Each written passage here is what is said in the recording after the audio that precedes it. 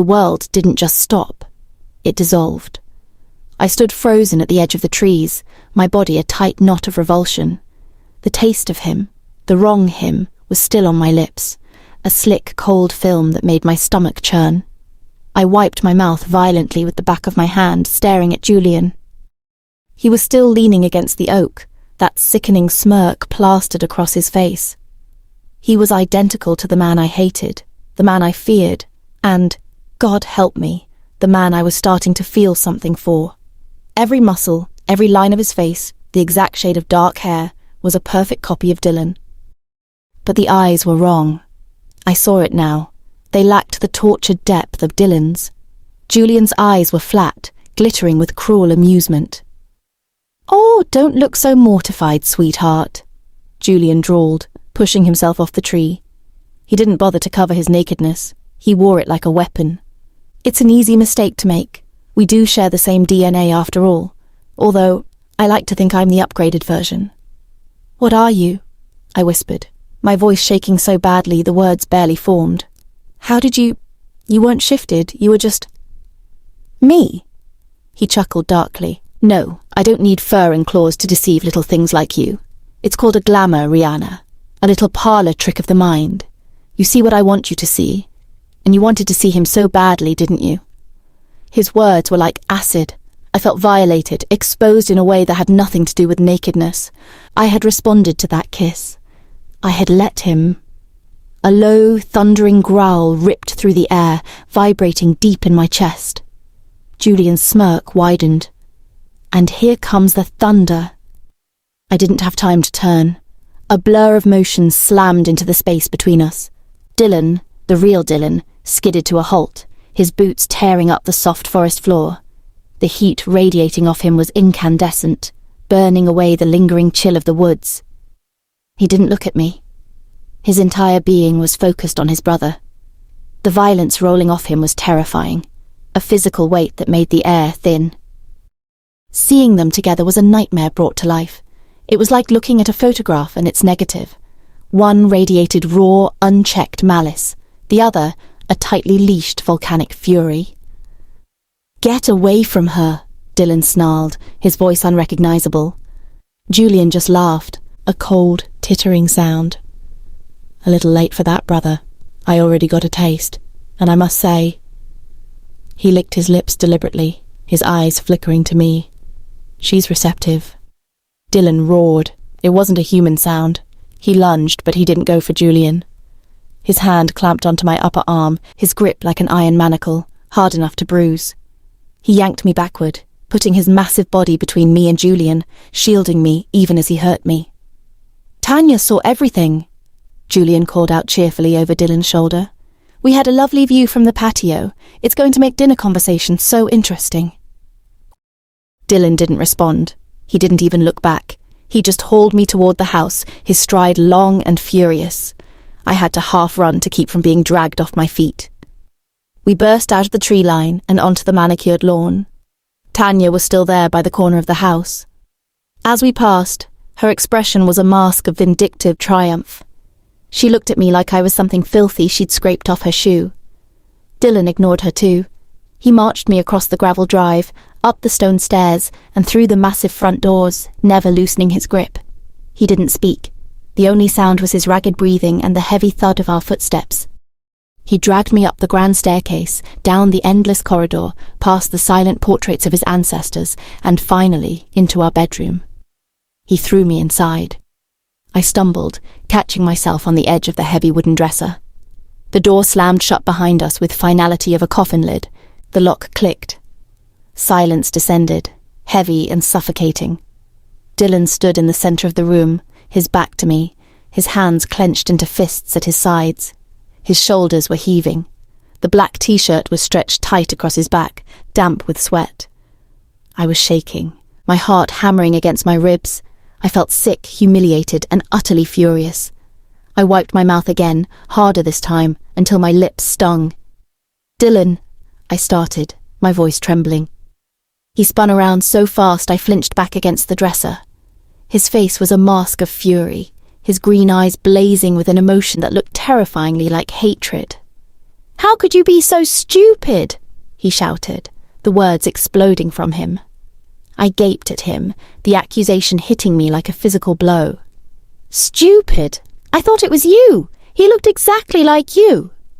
He is not me, Dylan roared, pacing the room like a caged animal. You couldn't tell the difference?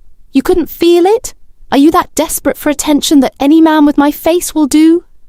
Indignation burned away the fear. I pushed myself off the dresser, stepping toward him. Don't you dare put this on me. I am human, Dylan. I don't have super senses. I don't know about glamours or whatever sick magic your family plays with. I saw you standing there naked, and then he kissed me and you kissed him back. He cut me off, his voice dropping to a lethal hiss.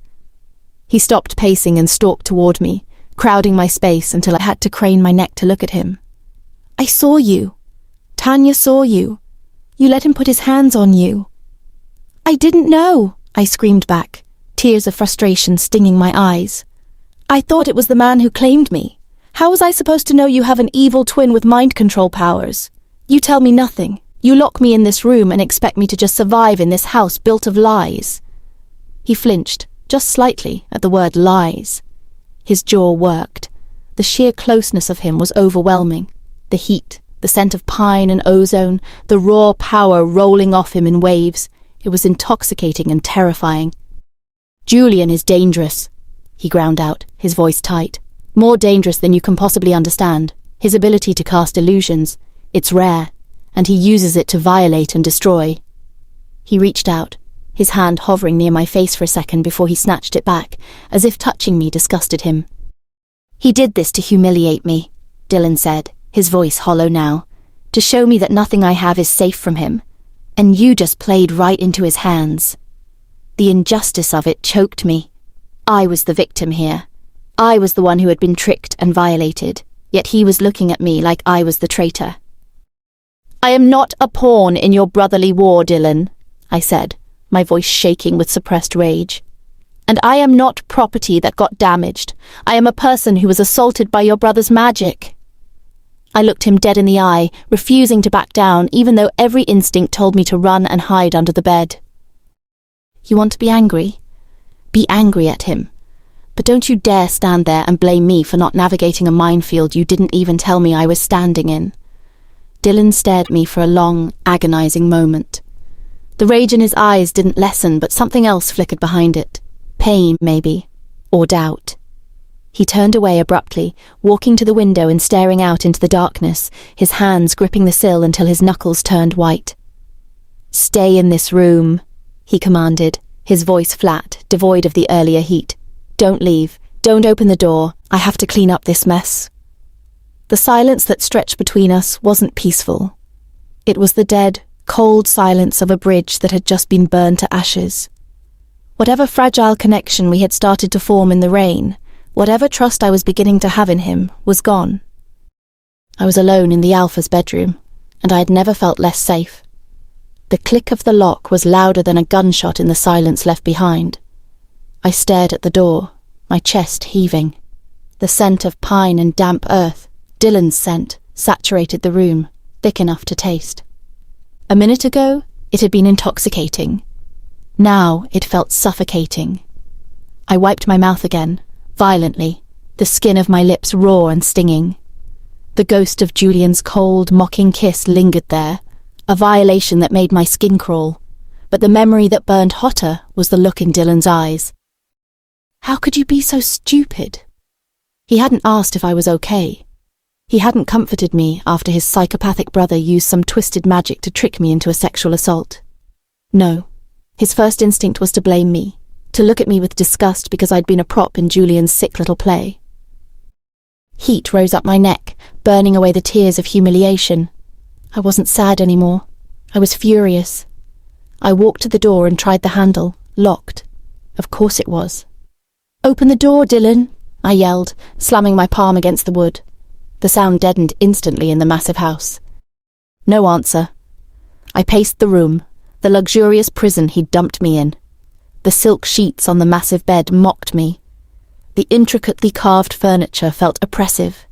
Everything about this place was heavy, ancient, and built on secrets that were currently choking the life out of me. I wasn't going to stay here like a good little pet waiting for its master to return. I was done being kept in the dark, stumbling through minefields I couldn't see. If Dylan wouldn't tell me the truth, I'd find someone who would. It took an hour of pacing, my anger simmering into a cold, hard resolve, before the lock clicked open. The door cracked, and a young woman, an Omega, by the looks of her simple grey dress and terrified posture, slipped in holding a silver dinner tray. She kept her eyes glued to the floor. "Alpha requested you eat, ma'am," she whispered to the carpet. She set the tray on a small table near the door and turned to leave, trembling as if she expected me to bite her. As she reached for the knob, I moved. I didn't attack her. I just used the momentum of my hour-long pacing to slip into the gap between her and the doorframe before she could close it. "Mum, please," Alpha said. She squeaked, her eyes wide with panic. "I don't care what the Alpha said," I snapped, stepping out into the dimly lit hallway. "If he asks, tell him I went for a walk." I didn't wait for her response. I started walking, my bare feet silent on the thick runner carpet. The hallway was empty, the air still and cool. The stone walls seemed to lean in, the painted eyes of long-dead Silver Moon ancestors following my progress. They all looked like Dylan, stern, proud, and vaguely miserable. I needed Magnus. The scarred beta was the only person in this god-forsaken house who seemed to possess a shred of sanity, and more importantly, he seemed to actually care about Dylan. I found him downstairs, in a room off the main library that smelled intensely of old paper, leather, and stale coffee. It was an office, cluttered with stacks of files and maps. Magnus was hunched over a massive desk, rubbing his temples, looking like he carried the weight of the entire mountain range on his shoulders. He looked up as I stood in the doorway, his scarred face tightening with surprise, then resignation. "Rihanna," he sighed, his voice gravelly, "you should be in your room. Dylan is not in a good mood right now." "I don't care about his mood," I said, walking into the room and planting myself in front of his desk. My voice was steadier than I expected, and I'm done being locked up. Magnus leaned back in his chair, the leather creaking. He gestured vaguely to a chair opposite him. "Sit down before you fall down. You look like you've seen a ghost." "I think I kissed one," I retorted bitterly, sinking into the chair. I felt brittle, like I might shatter if someone looked at me too hard. "Julian, in the woods." He looked exactly like Dylan. Magnus winced, a spasm of pain crossing his rugged features. "Ah, the glamour. I warned Dylan that Julian might try something, but I didn't think he'd be that bold so soon." "Bold? It was assault, Magnus," I hissed. "And when Dylan found us, he looked ready to kill me, not him. He blamed me." Magnus rubbed his face with calloused hands, dragging down the skin around his eyes. "He doesn't blame you, girl. He hates himself. When he looks at Julian doing things like that, he sees his own failures magnified." "I don't understand," I pleaded, leaning forward. "None of this makes sense. Why does Julian hate him so much? Why does Tanya look at Dylan like she wants to wear his skin? And why does Dylan walk around this house like he's serving a life sentence for a crime he didn't commit?" I slammed my hand on the desk, making a stack of papers jump. "Tell me the truth, Magnus. I am drowning here. If I'm supposed to be his mate, I deserve to know what I'm mated to." The beta stared at me for a long moment. His eyes, usually sharp and assessing, were profoundly sad. He looked past me, toward a darkened corner of the room. "You're right," he said quietly. "If you're going to survive Julian and Tanya, you need to know the history. The history they believe, anyway." "What do you mean, they believe?" Magnus ignored the question. He laced his fingers together on the desk. "The Silver Moon Pack wasn't always like this. Divided, broken. 5 years ago it was strong. Dylan's father, Alpha Silas, was a good leader, stern but fair, and his mother, Luna Athena. She was the heart of this place." He paused, swallowing hard. Dylan was different then. He was young, powerful, and wildly reckless. He had the fire of an alpha, but none of the discipline. He and Tanya were together then, the golden couple of the pack. "Tanya?" I whispered. The image of the hateful, elegant woman in the power suit being Dylan's golden girl was hard to reconcile. "Yes, but Dylan, He chafed under his father's rules. He used to take off, driving too fast, drinking too much, shirking his duties. He felt invincible. Magnus's voice dropped lower, becoming almost monotone, as if reciting a litany of disasters he'd repeated too many times. One night, about 5 years ago, there was a massive storm, worse than the one we had last night. Dylan got into an argument with his father. He stormed out, took a sports car, and drove off into the mountains. His mother, Athena, she went after him. She was terrified he'd kill himself on those slick roads. I felt a cold dread pool in my stomach. I knew what was coming. She found him, Magnus continued. She got him to pull over. They were arguing on the side of the road. Another car. It lost control in the rain. It hit Athena's car. She was killed instantly. I covered my mouth, a gasp escaping me. "Oh my God!" Dylan was standing right there, Magnus said, his eyes hollow. He saw it happen. He walked away without a scratch. The narrative became that his recklessness drew her out there, that he killed his mother with his selfishness. "That's horrible," I whispered, "but it was an accident." "Accidents don't matter to wolves when blood is spilled," Magnus said grimly, "especially the Luna's blood." Julian adored his mother. That night, something broke in him. He blamed Dylan entirely. He took a shaky breath. But that wasn't the end of it. A year later, almost to the day, the pack was attacked. Rogues, organized and vicious. They breached the perimeter. Magnus leaned forward, his gaze intense. Dylan was supposed to be on patrol that night. He was the heir. It was his duty. But he was indisposed. Grieving his mother, drunk, with Tanya. The stories vary. He wasn't where he was supposed to be. The rogues got to the main house. They killed Alpha Silas before we could beat them back. The silence in 1999 was a result of the economic crisis that hit the country. The small office was absolute. 2 deaths, Magnus murmured. The mother and the father, both laid at Dylan's feet. He became Alpha not by rite of passage but by default, standing over his father's cooling body. Magnus looked at me, his expression stark. "That is why Dylan is broken, Rihanna. He believes he is cursed. He believes his very existence destroys the people he loves. He thinks he murdered his family through his own negligence." My heart ached for the man upstairs, the brute who had thrown me into a room. No wonder he pushed me away. No wonder he couldn't accept that I had no wolf. He probably thought that he'd broken me too, just by claiming me. "And Julian?" I asked, my voice trembling. "Julian believes justice was never served," Magnus said. "He believes Dylan stole the Alpha title that he didn't deserve after killing the parents Julian loved. He hates Dylan with a purity that is terrifying. He wants to strip everything away from Dylan, piece by piece, until there is nothing left." He looked pointedly at me. "And right now, you are the newest, shiniest piece." I walked out of Magnus's office feeling like I'd been hit by a truck. 2 deaths, a mother and a father. Both laid at Dylan's feet because he was young, reckless, and dared to be alive when they weren't. No wonder he was so broken. No wonder he looked at me with such terrifying intensity and yet pushed me away with both hands. He believed he was cursed. He thought he was poison to everything he touched. The weight of that knowledge settled over me like a lead blanket as I climbed the stairs back to our room. The silence of the house felt different now.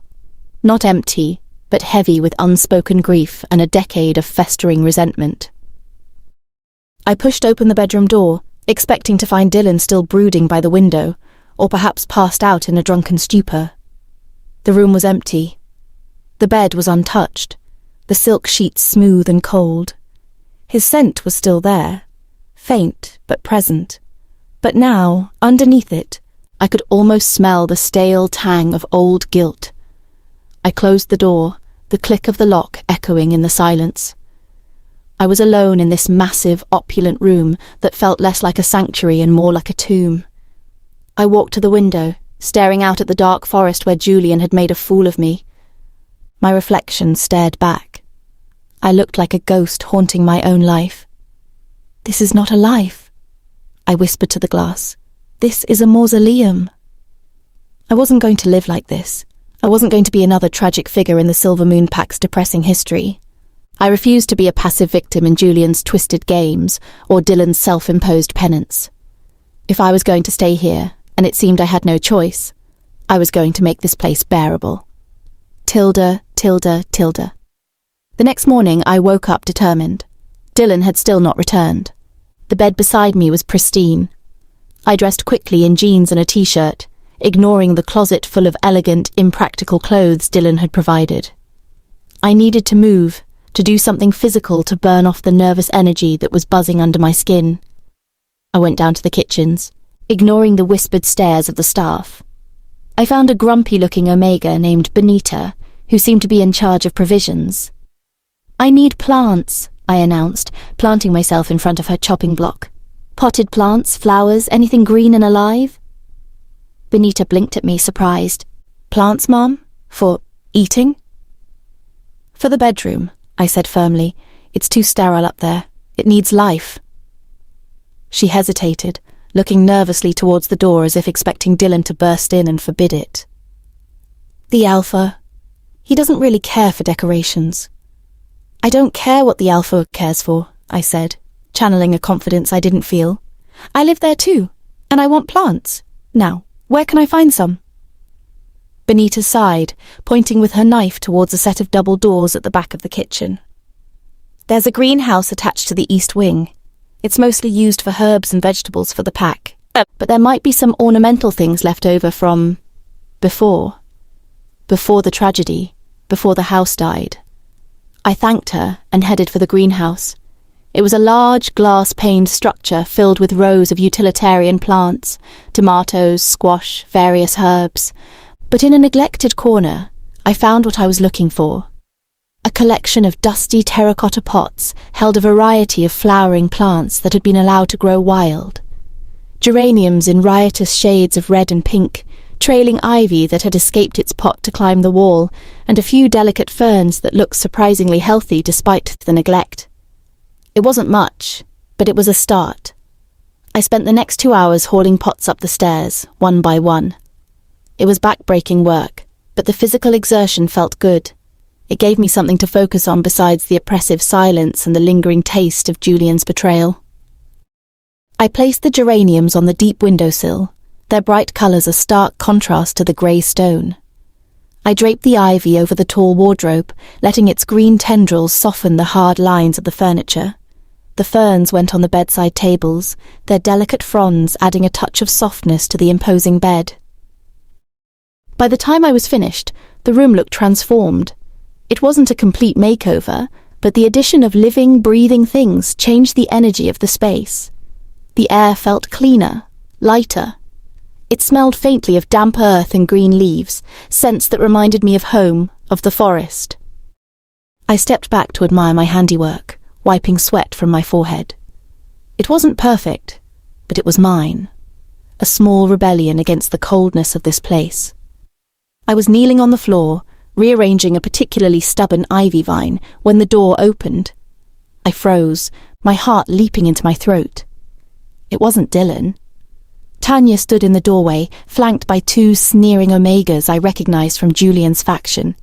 She was wearing another immaculate pantsuit, this one a sharp charcoal grey, her dark hair pulled back in a severe bun that emphasized her high cheekbones and disdainful expression.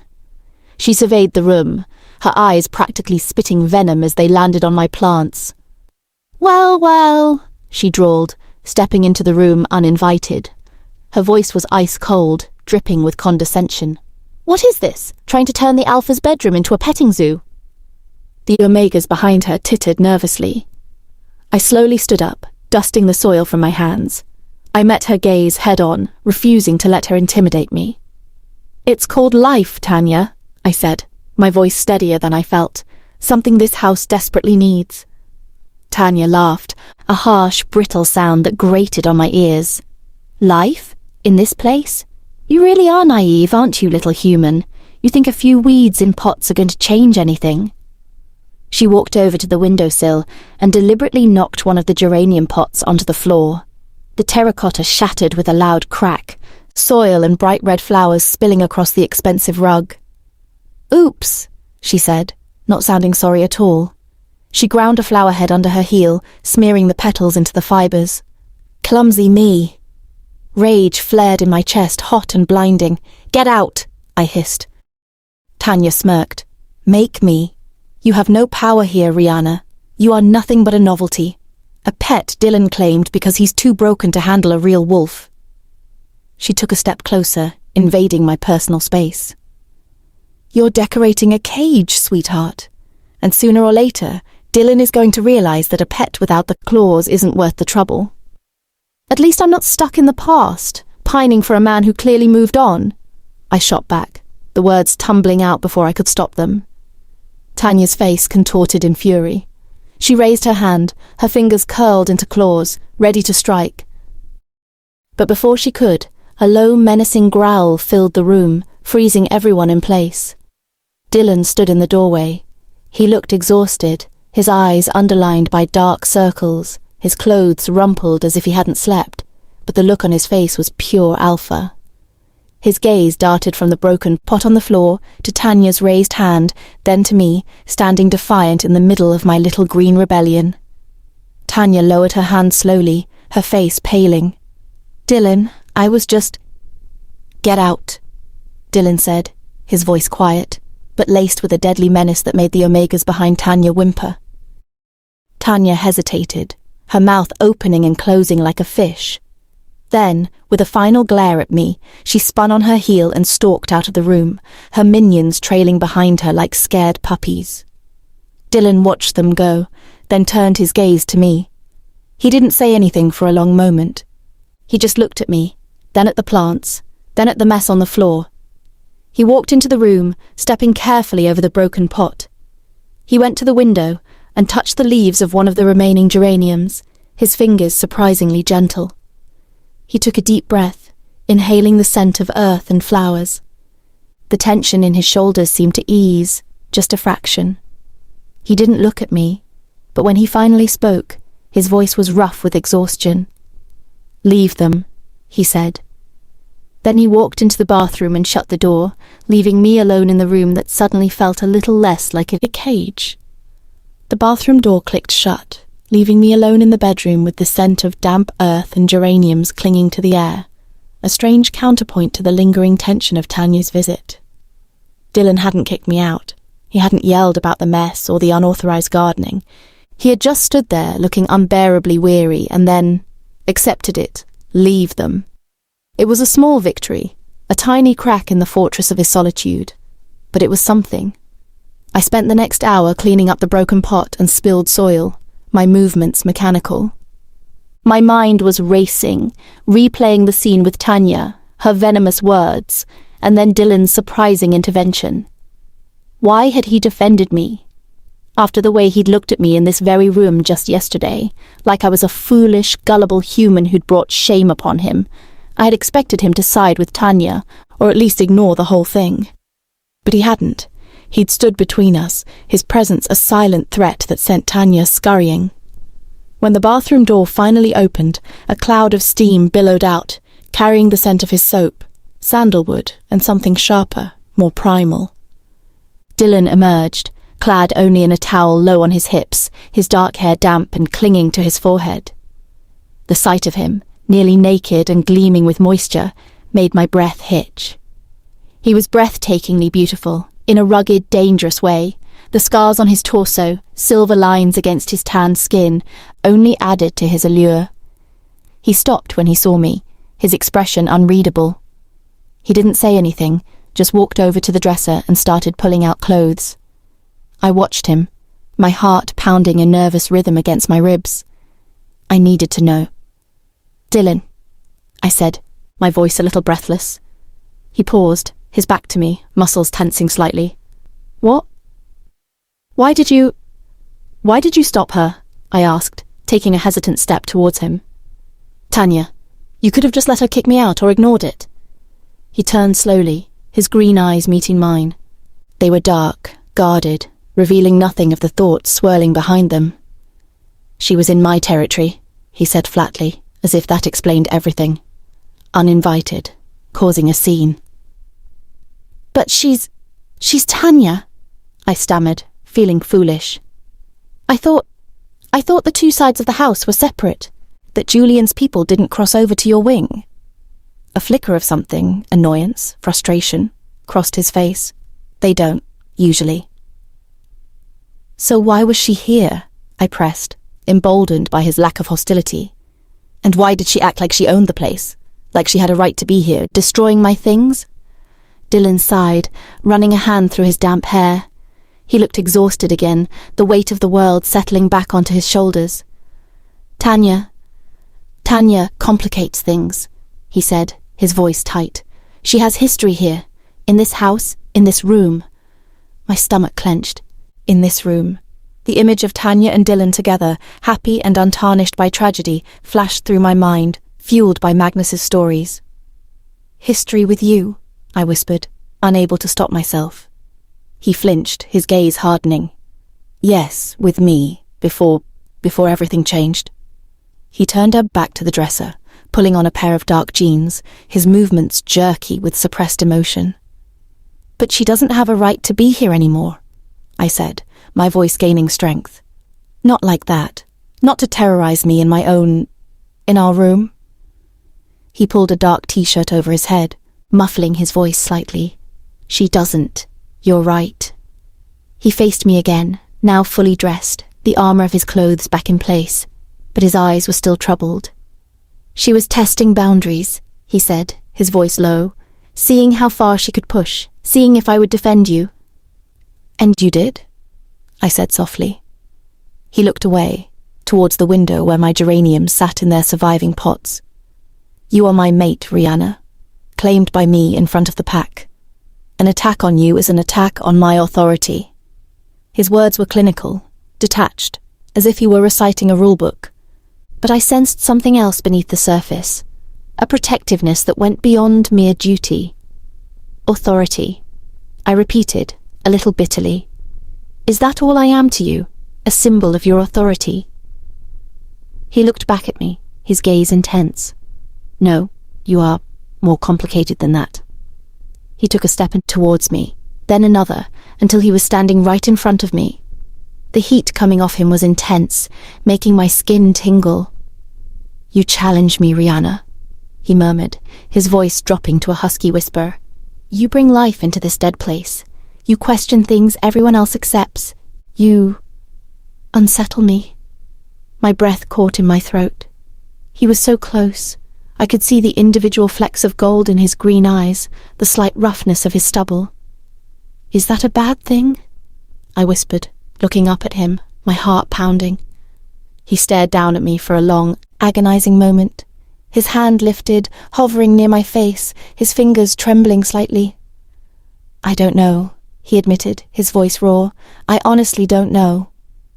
Then he dropped his hand and stepped back, the moment broken. I have work to do, he said abruptly, turning away. Stay in the wing today. Don't wander off. He walked to the door, pausing with his hand on the knob. He didn't look back. And Rihanna? He said, his voice flat. Thank you for the plants. They smell nice.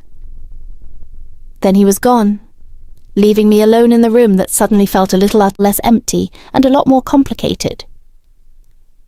The scent of geraniums and damp earth was a small comfort, a tiny island of life in the vast stone sea of Dylan's bedroom. But even with the new additions, the silence began to press in on me again the moment he left. Stay in the wing today. Don't wander off. His command echoed in my ears. It was meant to be protective. I knew that now, especially after Tanya's invasion. But it felt like house arrest. I was a prisoner in a gilded cage, waiting for my captor to return and decide if I was a pet or a nuisance. I lasted 2 hours. I tried to nap, but my mind was too wired, replaying Magnus's tragic history lesson and Dylan's confusing admission that I unsettled him. I tried to read one of the heavy leather-bound books on the shelf, but it was a dense treatise on werewolf lineage that made my eyes glaze over. Restlessness clawed at me. If I was stuck in this wing, I might as well know the extent of my cage. I slipped out of the bedroom, the heavy door closing silently behind me. The hallway in Dylan's wing was distinctly different from the main foyer. There were no grand tapestries here, no ostentatious displays of wealth. The stone was darker, the sconces cast dimmer light, and the air felt heavier, unused. It was like walking through a part of the house that had held its breath for 5 years. I passed several closed doors, resisting the urge to try the handles.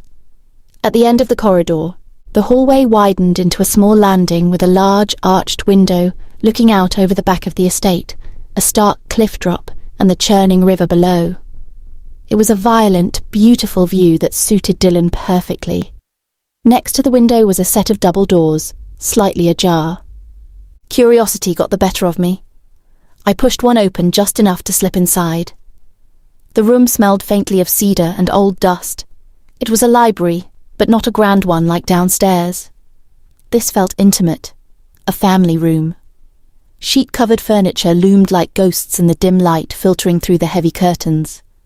I stepped further inside, my bare feet silent on the dusty Persian rug. My gaze landed on a fireplace mantel, cluttered with objects that hadn't been touched in years.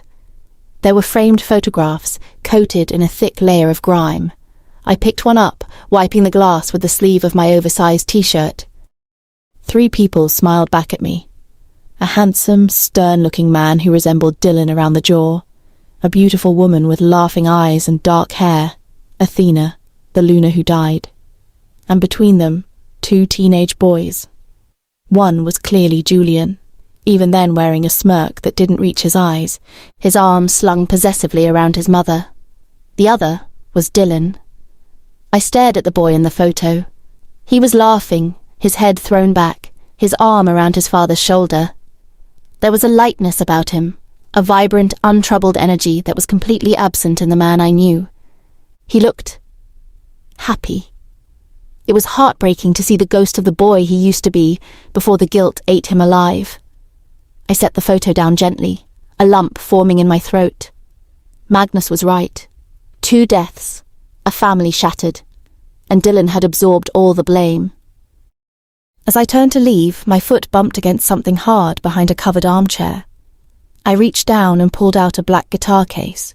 It was heavy, covered in a layer of dust thick enough to write my name in. I unlatched it. Inside, nestled in blue velvet, was a beautiful acoustic guitar. The wood was dark cherry, the strings slightly tarnished with age. It looked well used but cared for. Did Dylan play? The idea of that hulking, brooding alpha sitting down and creating music seemed absurd. Yet, here it was, hidden away in his private sanctuary like a shameful secret. I reached out, plucking the low E string. The note rang out, deep and resonant in the quiet room. "You shouldn't be in here." I jumped, nearly dropping the guitar case. I spun around to find Jack standing in the doorway. The massive enforcer, the one who had nearly ripped Elias's throat out for insulting me yesterday, filled the frame. His arms were crossed over his chest, his expression unreadable. "I was just exploring," I said quickly, stepping away from the guitar as if it were a smoking gun. "Dylan said to stay in the wing." "He meant his room," Jax grunted, stepping inside. He didn't look at me. His eyes went straight to the photo on the mantel, then to the open guitar case. A flicker of something soft, sadness, crossed his brutal features before vanishing behind his usual stoic mask. "He hasn't touched that in 5 years," Jack said, nodding toward the guitar. "Not since the night she died." "His mother?" I asked quietly. Jax nodded once. "Used to play it for her. She loved it. Said it was the only time he was ever quiet." He looked at me then, really looked at me, assessing me not as a threat, but as something else. "You're causing trouble, human," he said, but there was no real heat in his voice. It sounded almost like an observation. "I'm not trying to," I defended myself. "Tanya came to my room. She started it." "Tanya is a viper," Jack spat, his distaste evident. "She smells weakness, and right now this whole house stinks of it because the alpha is distracted." "Distracted by what?" "By you," Jack said bluntly. He unfolded his arms and stepped closer, looming over me. He claimed a mate with no wolf. He brought you here into the lion's den, with no protection but his word. Julian is circling, waiting for Dylan to slip up. And you, wandering around digging up ghosts, aren't helping. His words were harsh, but they weren't malicious. He was scared for his alpha. I just want to understand, I said, holding his gaze. Magnus told me about the accidents, about why Dylan blames himself. Jax let out a rough sigh. Magnus talks too much, but yeah, Dylan carries ghosts. We all do in this pack, but he carries the heaviest ones. He gestured toward the door with a jerk of his head. Go back to the room. If Julian catches you wandering, even in this wing, he'll use it. He'll twist it into something Dylan has to answer for. Don't give him ammunition. I looked back at the dusty guitar one last time, then nodded. Okay, I'll go. Jax walked me back to the bedroom door, a silent, imposing escort. Before I slipped back inside, he spoke again, his voice low. He defended you today, Jax said. Against Tanya. That means something. Don't make him regret it. He didn't wait for a response, just turned and marched back down the dim hallway to resume his guard duty. I closed the door, the scent of geraniums greeting me again. I sat on the edge of the massive bed, the image of the laughing boy in the photo burning in my mind. Tanya, Julian, the guilt, the ghosts. I was beginning to see the bars of the cage Dylan had built around himself, and God help me, I was starting to want to break him out of it. The following days settled into a suffocating routine. The Silver Moon pack house was less a home and more a finely decorated minefield. I learned quickly which corridors to avoid, which times of day were safest to visit the kitchens, and that silence was often the only shield I had. The house was starkly divided. The east wing, where Dylan and I slept, was quieter, heavier with his brooding energy. The west wing, Julian's domain, was louder, filled with the sharp laughter of his sycophants and the constant undertone of aggressive posturing. Dinner was the only time the two factions were forced to mingle. It was a nightly performance of cold civility that felt like walking on a tightrope over a pit of vipers. Tonight was no different. The dining hall was cavernous, the long mahogany table polished to a mirror shine that reflected the grim faces around it. Dylan sat at the head, radiating a silent, stony menace that kept most people quiet. I sat to his right, an isolated island of humanity in a sea of predators. Julian sat to Dylan's left, lounging in his chair with an arrogance that made my skin crawl.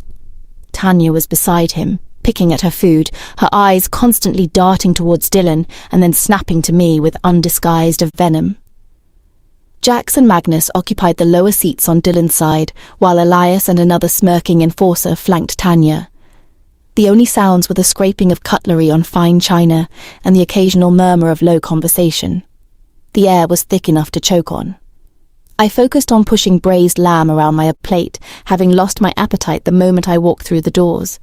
I could feel Julian's eyes on me, predatory and amused. So, Rihanna. Julian's voice sliced through the silence, smooth and deceptively light. Settling in, finding your way around without getting confused. Every muscle in Dylan's body went rigid beside me. A low growl rumbled in his chest, barely audible, a warning vibration in the table itself. I didn't look up immediately. I took a slow sip of water, steeling myself. I knew exactly what Julian was referring to, the glamour in the woods, the way he had tricked me by wearing his brother's face. He was flaunting his power, reminding everyone at the table how easily he could manipulate me. I'm managing, Julian, I said, setting my glass down with a soft click. I finally turned to face him, meeting his dark green eyes, so like Dylan's, yet so completely devoid of Dylan's soul. The architecture is straightforward enough. Julian chuckled, a sound that lacked any real warmth. Oh, I wasn't talking about the hallways. I meant reality. It can be so tricky for humans to grasp what's real and what's just smoke. He leaned forward slightly, his smirk widening. Still having trouble telling the difference between the alpha and his shadow, little bird? Or have you learned not to trust your own eyes yet? Beside me, Dylan's hand clenched around his fork so tightly his knuckles turned white. He was ready to explode, to defend me as he had with Tanya. But something inside me snapped. I was tired of being the victim. I was tired of being the naive little human they all pitied or scorned. I thought of the dusty guitar upstairs, the laughing boy in the photo, and the broken man sitting next to me who believed he deserved this torment. Dylan didn't need to fight this battle for me. Before Dylan could speak, I turned fully toward Julian. I kept my voice calm, icy, mimicking the tone he used so effectively. "It must be exhausting, Julian," I said clearly. His smirk faltered slightly. "What is?" "Needing cheap parlor tricks just to feel impressive," I said. The table went deathly silent. Even the chewing stopped. "You rely on illusions and mind games because you know that without them, when you're just standing on your own merits, you're just the spare." The air left the room. Beside me, Jax choked on his water, trying to turn the sound into a cough. Julian's face darkened instantly, his smirk vanishing into a snarl. His eyes flashed a dangerous, feral yellow. "Watch your mouth, human," Tanya snapped, jumping into the fray before Julian could lunge across the table. Her voice was shrill, desperate to regain control. "You are a guest here, and a barely tolerated one at that. You do not speak to high-ranking pack members with such disrespect. You have no standing here." I turned my gaze to her. She looked beautiful and furious, but beneath the rage, I saw the same thing I always saw when she'd looked at me: fear and jealousy. "Funny," I retorted, not backing down an inch. "You don't sound like a high-ranking wolf right now, Tanya. You sound like an ex-girlfriend who can't stand that she's been replaced." Tanya gasped, her face turning a blotchy crimson. She looked ready to shift right there at the table and tear my throat out. Elias looked away, embarrassed for her. Julian looked at Tanya with open disgust at her loss of composure, then back at me with a renewed, unsettling intensity. The mask of amused indifference was gone, replaced by cold calculation. I risked a glance at Dylan. He hadn't moved. He hadn't roared or thrown the table or threatened to kill them. He was just sitting there, his fork still clenched in his fist. But he was looking at me. His eyes were wide, a mixture of shock and something else I hadn't seen there before. The darkness in his gaze had receded slightly, replaced by a flicker of grudging, undeniable respect. For the first time since I'd arrived at Silvermoon, I didn't feel like prey.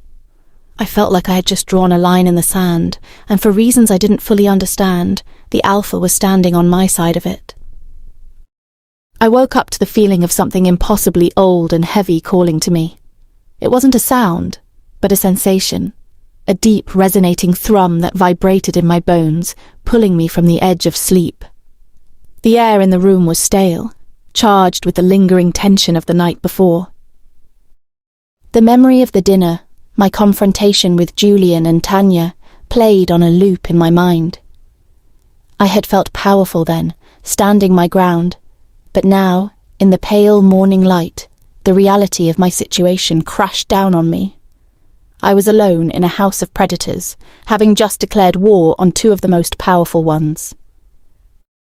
Dylan was gone. His side of the bed was cold, the sheets barely rumpled. He had left before sunrise, as he always did, a silent ghost in his own home. I couldn't stay here. The four walls of the bedroom felt like they were closing in. I needed air, I needed space, I needed to not feel like the weakest link in a very dangerous chain. Throwing on yesterday's jeans and a thick sweater, I slipped out of the room and down the hall, my heart pounding a nervous rhythm against my ribs. I avoided the main staircase, taking a narrow, winding back stairwell that Magnus had shown me. It smelled of dust and old stone, and it led directly to a side door that opened onto the rear of the estate. The morning air was crisp and cool, stinging my cheeks. I took a deep breath, the scent of pine and damp earth filling my lungs, a welcome change from the oppressive atmosphere inside. The sun was just beginning to peek over the horizon, painting the sky in shades of soft pink and gold. I walked away from the house, towards the dense forest that bordered the property. The trees were ancient, their branches gnarled and twisting, reaching for the sky like skeletal fingers. The forest floor was a thick carpet of moss and fallen leaves that muffled my footsteps. This was my element. I had always felt a connection to nature, a sense of belonging that I had never found with people.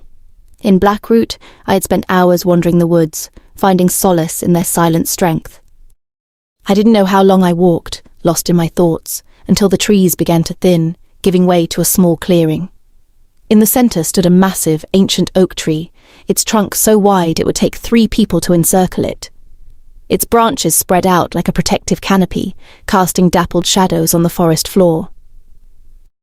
I walked towards it, drawn by an invisible force. The air around the tree felt different, charged, vibrant, alive. I reached out, placing my hand on the rough bark. A jolt of energy shot up my arm, making me gasp. It wasn't painful, but it was intense, a raw primal power that coursed through my veins. I closed my eyes, leaning my forehead against the tree, letting the energy wash over me. For the first time since I had arrived at Silvermoon, I felt a sense of peace. But the peace was short-lived. A twig snapped behind me. I spun around, my heart leaping into my throat. Standing at the edge of the clearing was a massive grey wolf, its yellow eyes fixed on me with predatory intensity. It wasn't Dylan. It wasn't any of the wolves I had seen around the house. This one was unfamiliar, its fur matted and scarred, its stance aggressive. Panic surged through me. I was alone, unarmed, and miles from the safety of the house.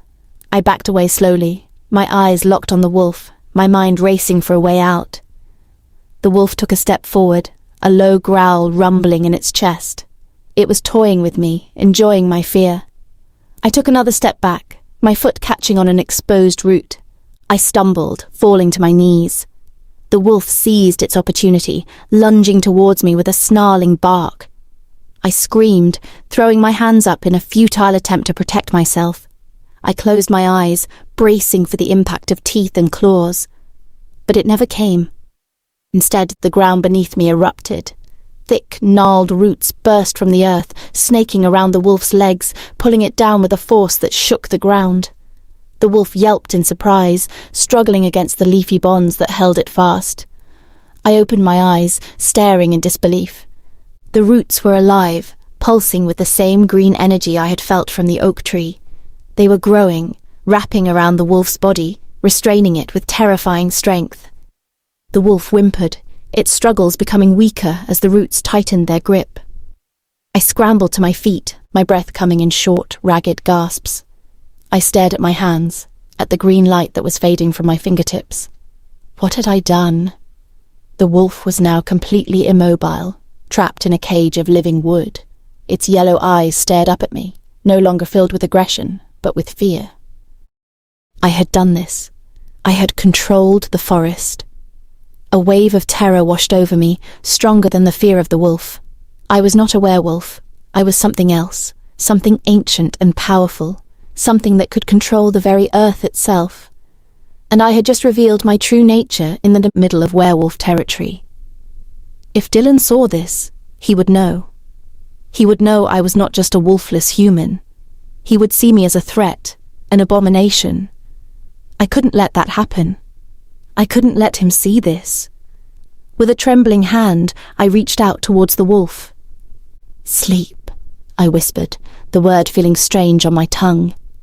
A pulse of green light shot from my hand, enveloping the wolf.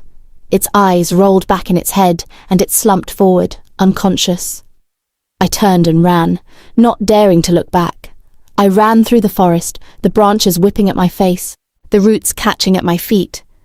I didn't stop until I reached the edge of the clearing, my lungs burning, my legs shaking. I leaned against a tree, gasping for air, my mind reeling. I had to hide this. I had to bury this power deep inside me, where no one would ever find it. Especially not Dylan. The silence in the bedroom that night was different. It wasn't the usual icy standoff, or the heavy, loaded quiet of 2 people ignoring each other.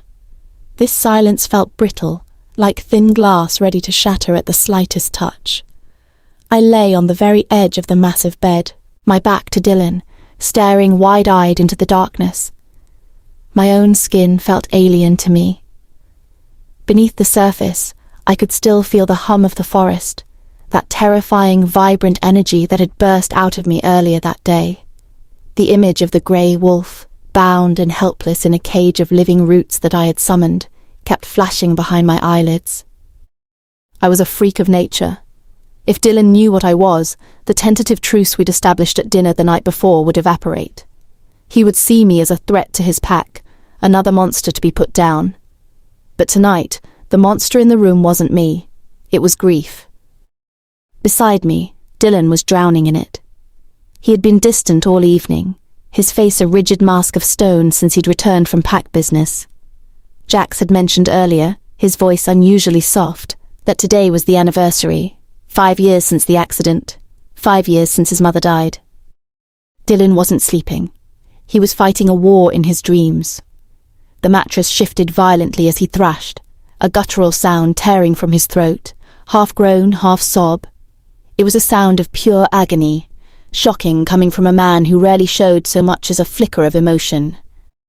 I turned slowly. In the dim moonlight filtering through the sheer curtains, I could see him. He was tangled in the sheets, sweat slicking his forehead, his jaw clenched so tightly I thought his teeth might crack. "No," he muttered, his voice raw, pleading. "Mum, don't! Please, I can't!" Another violent jerk of his body. He was reliving it, the crash, the blood, the moment his world ended, the moment he believed he became a murderer.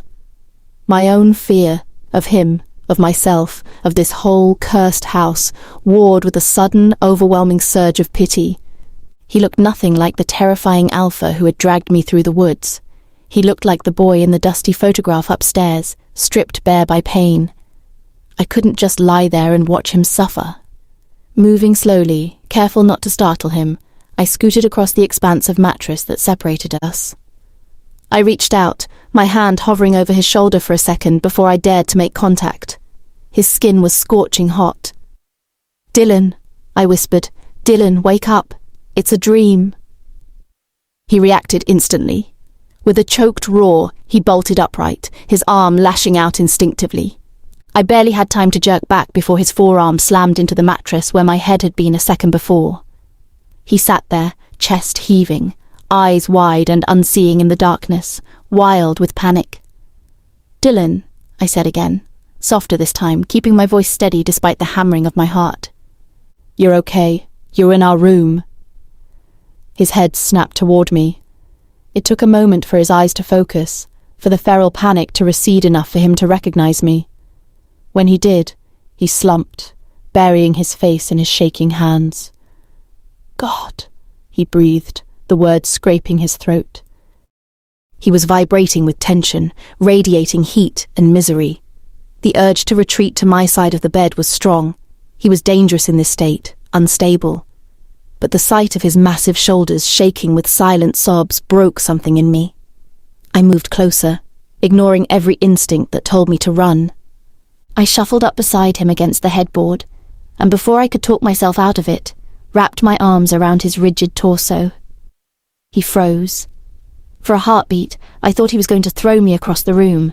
His muscles turned to steel beneath my touch. Then, slowly, agonizingly, he crumbled. He leaned into me, his head dropping onto my shoulder, his heavy breaths hot against my neck. It wasn't a gentle embrace, it was a desperate collision. He clung to me like a man hanging off a cliff edge. We sat like that for a long time in the dark, the only sounds his ragged breathing and the steady rhythm of my own heart. I stroked the back of his neck, a soothing, repetitive motion, trying to offer what little comfort I could. "It never stops," he whispered finally into my skin. His voice was devoid of its usual command. It sounded hollowed out. "The nightmare?" I asked quietly. "The guilt," he said. He pulled back just enough to look at me, his green eyes shadowed and tormented in the gloom. "Every time I close my eyes, I see her. I hear the metal twisting. I did that, Rihanna. I broke everything." "It was an accident, Dylan," I said fiercely, remembering Magnus's story. "You were a kid." He shook his head slowly. "I was reckless. I was stupid. And because of me, she's gone. And then my father. I couldn't stop that either. I am poison to everyone who gets close to me. He looked at me then, really looked at me, with an expression of such profound unworthiness it made my chest ache. "You shouldn't be here," he murmured, his thumb tracing the line of my jaw, his touch surprisingly gentle. "You're too alive. I'll only break you too, just like everything else." Tears pricked my eyes, not of sadness but of anger. Anger at the lies that had warped this man, anger at Julian for whatever part he played in perpetuating them, anger at the universe for piling so much on one person's shoulders. He believed he was a monster. He believed he deserved this torment. I knew what it felt like to be terrified of what was inside you. I could feel the hum of the forest even now, a secret power I didn't understand and couldn't control. I was harbouring my own monstrous secret, terrified that if he saw it, he would hate me. But looking at the raw vulnerability in his eyes, I knew one thing with absolute certainty. Dylan wasn't the villain of the story. He was its primary victim. "You won't break me," I said, my voice steadier than I felt. I placed my hand over his heart, feeling the heavy, powerful beat beneath his skin. "I'm tougher than I look." He didn't argue.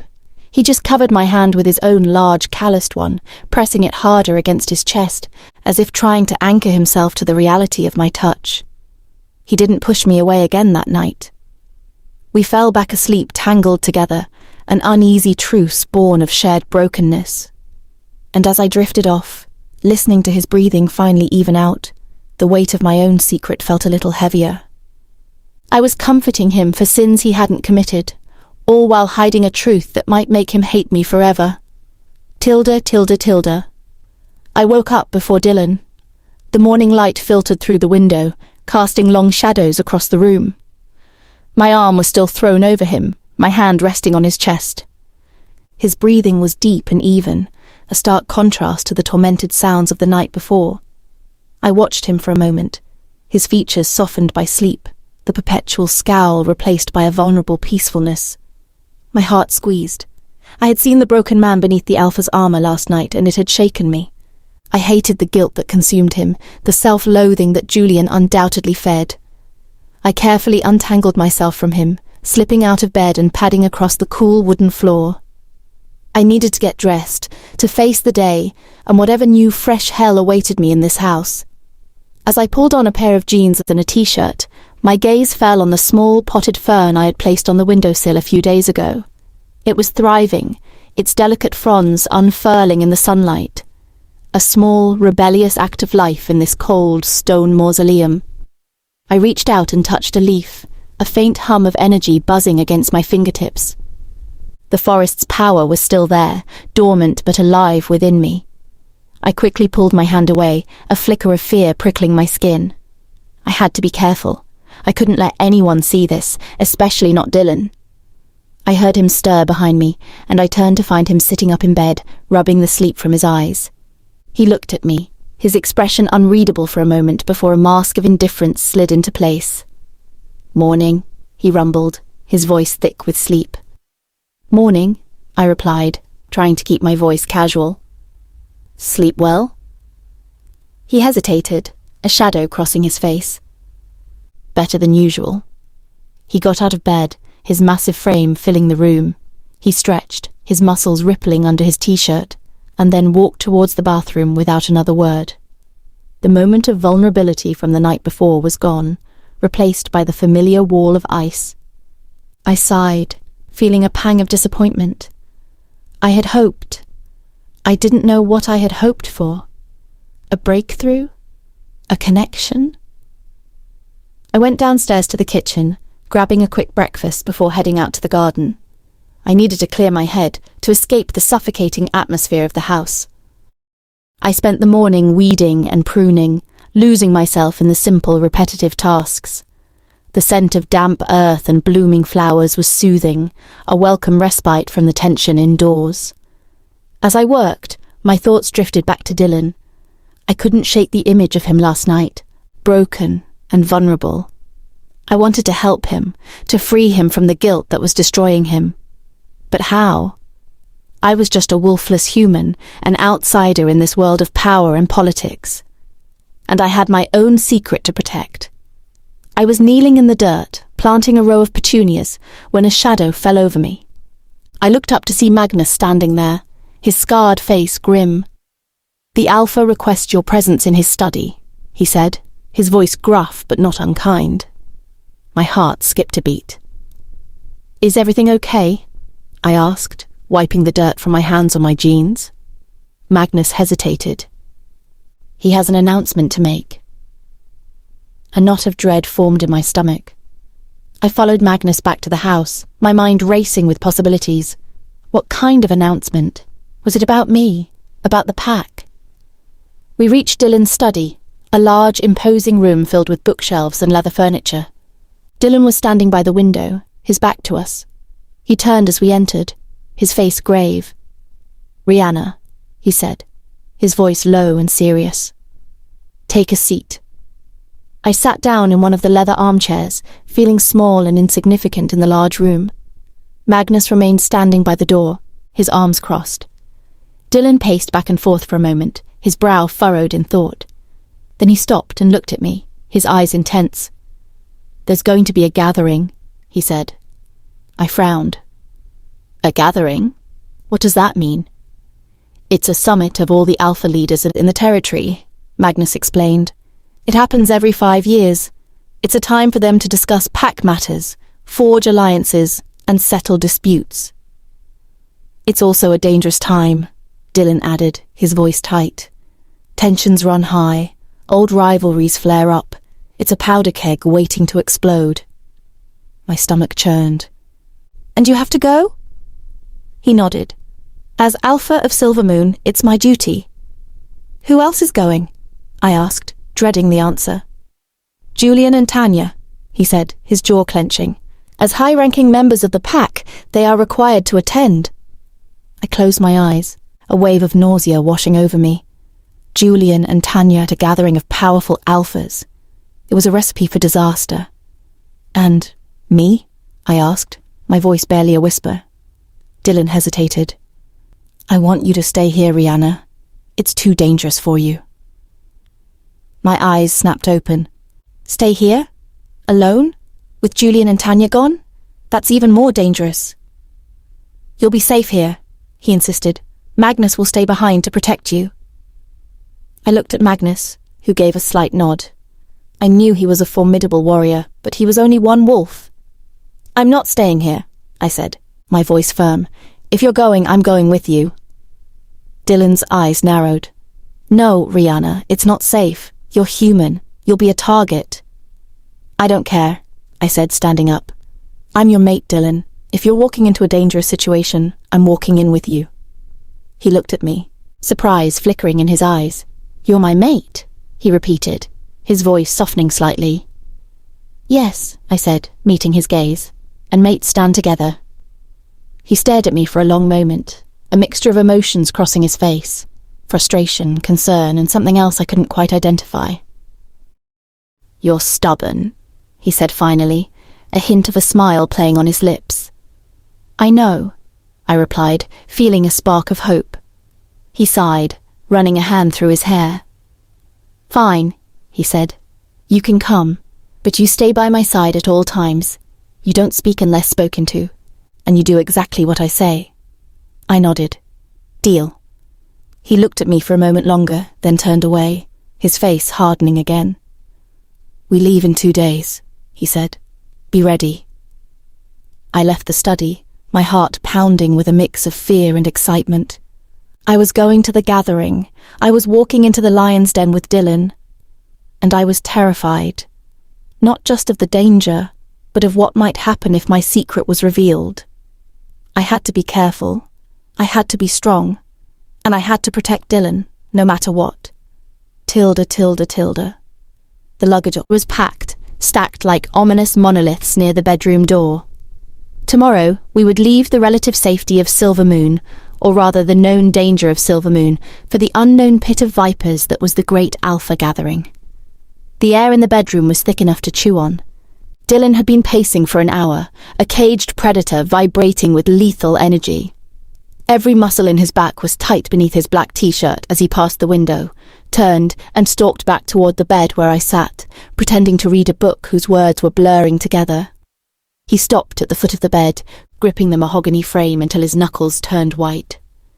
"You can still change your mind," he said, his voice rough. "Magnus will keep you safe here."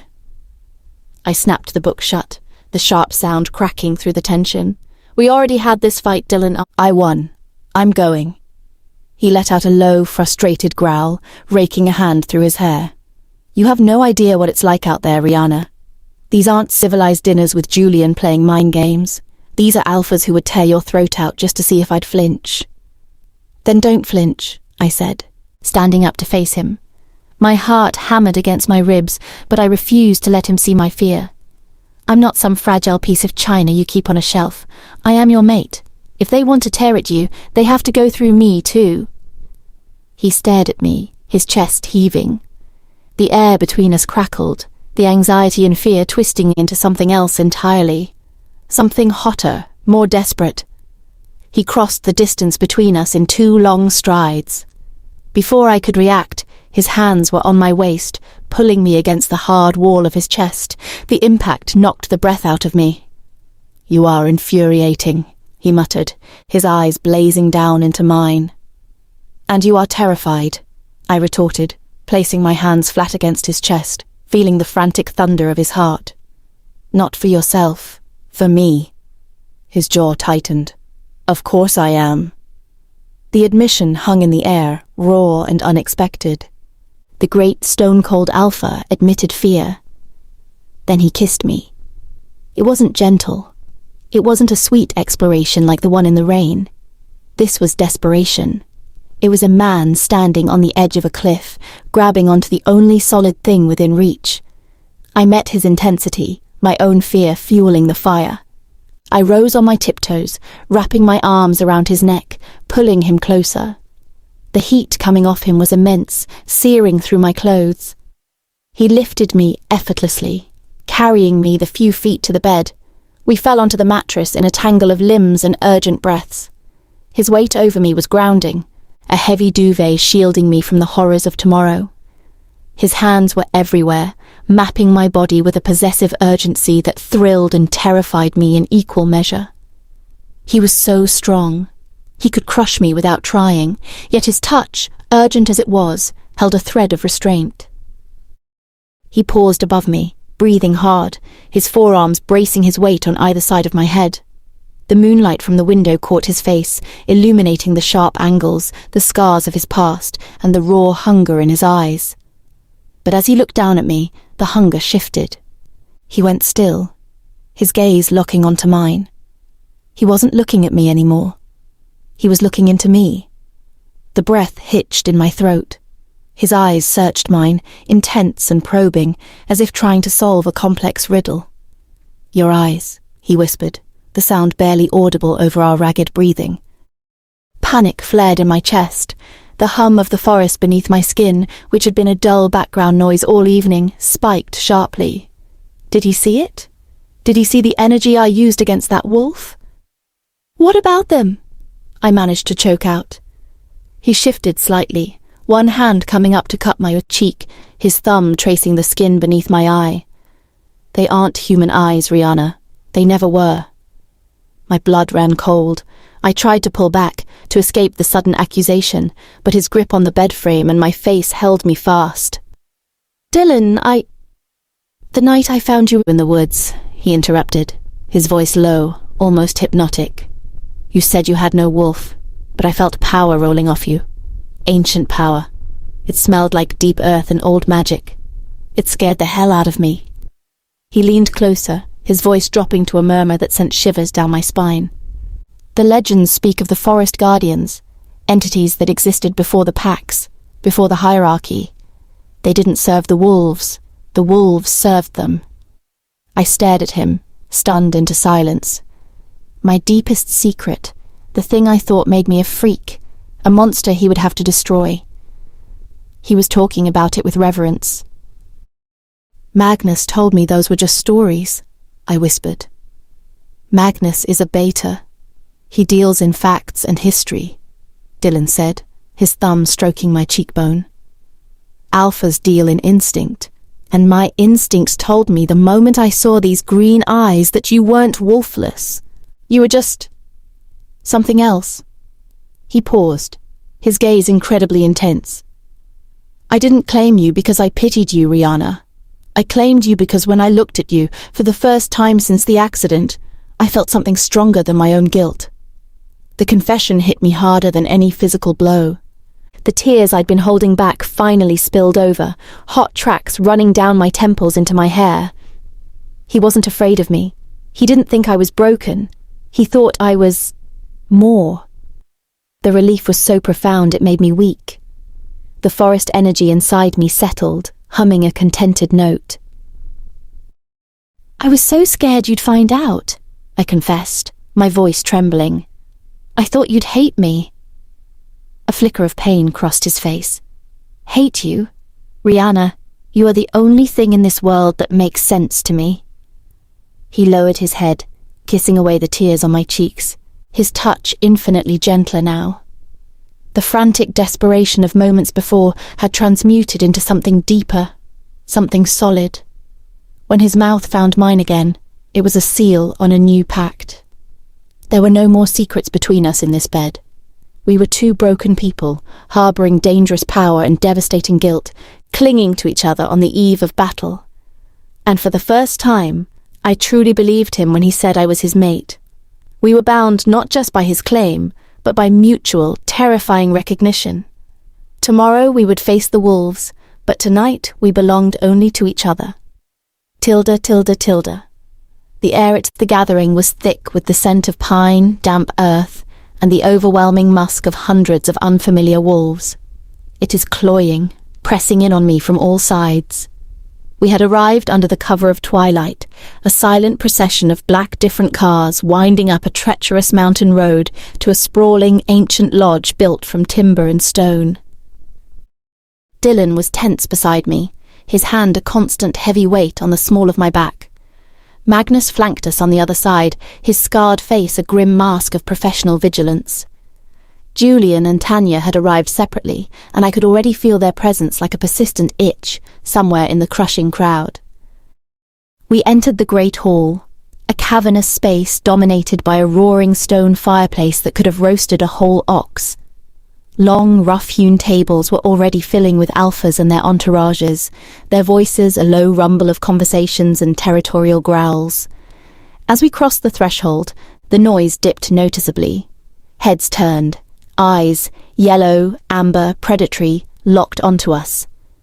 The weight of their stares was physical. I felt a prickle of fear, but I forced myself to stand tall, mimicking Dylan's predatory grace. He had warned me. They would test me.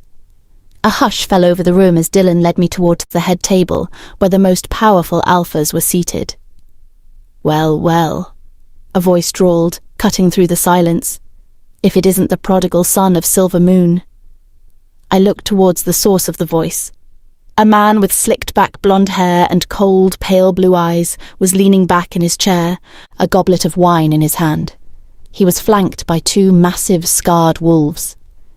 This was Alpha Dave of the Blood River Pack, one of Dylan's oldest rivals. Dylan stopped, his grip on my waist tightening slightly. "Dave," he acknowledged, his voice a low rumble. Dave's gaze shifted to me, his eyes raking over me with open contempt. "And who is this little thing?" he sneered. "A new pet, Dylan? She doesn't smell like wolf." A ripple of snickers went through the room. I felt a flush of heat rise to my cheeks, but I bit my tongue. Dylan had warned me, don't speak unless spoken to. "This is Rihanna," Dylan said, his voice flat. "My mate." Dave laughed, a harsh barking sound. "Mate? A wolfless human? You're scraping the bottom of the barrel, aren't you, Silver Moon?" Dylan's jaw clenched, but he didn't take the bait. He steered me towards an empty spot at the table, ignoring Dave's taunts. As we sat down, I caught sight of Julian and Tanya at a nearby table. Tanya was watching me with a triumphant smirk, enjoying my humiliation. Julian was murmuring something to the alpha beside him, his eyes fixed on Dylan with cold calculation. The dinner was an ordeal. The food was rich and plentiful, roasted meats, hearty stews, flowing wine, but I barely tasted it. The air was thick with testosterone and aggression. Alphas postured and bragged, their conversations laced with veiled threats and challenges. I felt like a mouse at a banquet of lions. Dylan was a silent, brooding presence beside me. He answered questions with monosyllables, his gaze sweeping the room, constantly assessing threats. He was in his element, a predator among predators, but I could feel the tension radiating from him. As the meal progressed, the wine flowed more freely, and the conversations grew louder and more boisterous. Dave, emboldened by the alcohol, continued to goad Dylan, making sly digs at his past, his leadership, and even his choice of mate. "Tell me, Dylan," Dave called out, his voice slurring slightly. "Is it true what they say? That you prefer the company of humans because they're easier to control?" A few alphas chuckled. Dylan ignored him, his gaze fixed on his plate. "Or maybe," Dave continued, leaning forward, "it's because you can't handle a real she-wolf. Maybe you're afraid she'd see the weakness inside you." I felt Dylan stiffen beside me. This was dangerous territory. "Dave," Dylan said, his voice low and dangerous. "Enough." Dave smirked. "Touched a nerve, did I?" Before Dylan could respond, Tanya leaned forward, her voice dripping with venom. "Oh, please, Dave," she said, her eyes flashing. "Don't be ridiculous. Dylan isn't afraid of she-wolves. He just has a peculiar taste. He likes his women broken." The table went silent. Even Dave looked taken aback by the cruelty of her words. I felt a cold fury rise within me. Tanya was using my presumed weakness, my lack of a wolf, my past trauma, to attack Dylan. Dylan turned slowly to face Tanya, his eyes burning with a cold fire. "Watch your tongue, Tanya," he growled. Tanya laughed, a brittle, humorless sound. "Why? Are you going to hit me, Dylan? Like you hit—" She stopped abruptly, her eyes widening as if she'd just said too much. Julian leaned forward, placing a hand on Tanya's arm, silencing her. He looked at Dylan with a look of pure malice.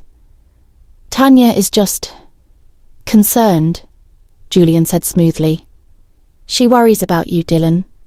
About your choices." "My choices are none of your business," Dylan retorted. "Oh, but they are," Julian said, his voice soft but menacing, "when your choices affect the reputation of our pack." He gestured towards me with a dismissive wave of his hand, bringing a wolfless human to the gathering. "It's an embarrassment, Dylan. It makes Silvermoon look weak." A murmur of agreement rippled through the room. I felt the weight of their judgment, their scorn. I was the outsider, the anomaly, the weakness. Dylan stood up abruptly, his chair scraping loudly against the stone floor. "Rihanna is my mate," he said, his voice ringing through the silent hall, "and anyone who disrespects her, disrespects me." He looked around the room, his gaze challenging every alpha present. "And if any of you have a problem with that," he said, his voice low and deadly, "you can take it up with me. Outside." The silence stretched taut, the air crackling with tension. For a moment, nobody moved. Then Dave chuckled, breaking the silence. "Always the dramatic one, Dylan," he said, shaking his head. "Sit down. Nobody wants to fight you over a human." He waved a dismissive hand. "She's not worth the effort." Dylan stood there for a moment longer, his chest heaving, his eyes blazing. Then, slowly, he sat back down. He reached under the table and took my hand, squeezing it tightly. His grip was painfully tight, but I didn't pull away. It was an anchor in the storm, a silent promise of protection. The dinner continued, but the atmosphere had shifted. The tension was palpable, a coiled spring waiting to snap. I knew this was far from over. The wolves had scented blood, and they wouldn't be satisfied until they had torn something, or someone, apart. The scent of pine and roasting meat hung heavy in the air, a stark contrast to the churning in my stomach. The great hall was a cavernous space, packed with alphas and their entourages, a sea of unfamiliar faces and primal energy. I felt small and exposed, a lone human in a den of predators. Dylan's grip on my hand was an anchor, but even his strength couldn't completely dispel the knot of anxiety in my chest. "Try to relax," Dylan murmured, his voice a low rumble against my ear. "They can smell your fear." "Easy for you to say," I retorted, keeping my voice low. "You're not the one everyone's staring at like a circus freak." He squeezed my hand tighter. "They're just curious. Humans aren't exactly common at these gatherings." "Curious is one word for it," I muttered, feeling the weight of a dozen stares burning into my back. We navigated the crowded hall, Dylan leading the way with a predatory grace that cleared a path through the throng. I felt a flicker of pride, despite my fear. He was powerful, respected, and, for now at least, he was mine. As we approached the main table, a group of wolves parted, revealing a sight that made my blood run cold. 2 young wolves, a male and a female, were kneeling on the floor, their heads bowed in submission. They were gaunt and thin, their clothes ragged, and around their necks were heavy iron collars, linked by a thick chain. "Unheard," Dylan murmured, his voice tight with distaste. "Slaves." My heart lurched. Slavery was outlawed in most territories, a barbaric practice that had mostly died out with the old ways. But here, at the gathering, it seemed some alphas still clung to the brutal traditions of the past. I looked closer, and my breath hitched in my throat. The girl. She looked familiar. The way she held her head, the angle of her jaw. "Laura?" I whispered, my voice barely audible. The girl's head snapped up, her eyes widening in disbelief. "Rihanna!" It was her, my best friend from Blackroot. We had grown up together, shared secrets, and here she was, a slave, collared like an animal. "Laura!" I cried, starting forward. Dylan's arm shot out, catching me around the waist and pulling me back. "Rihanna, no," he hissed. "You can't interfere." "But it's Laura." I struggled against his grip, my eyes fixed on my friend. She's enslaved."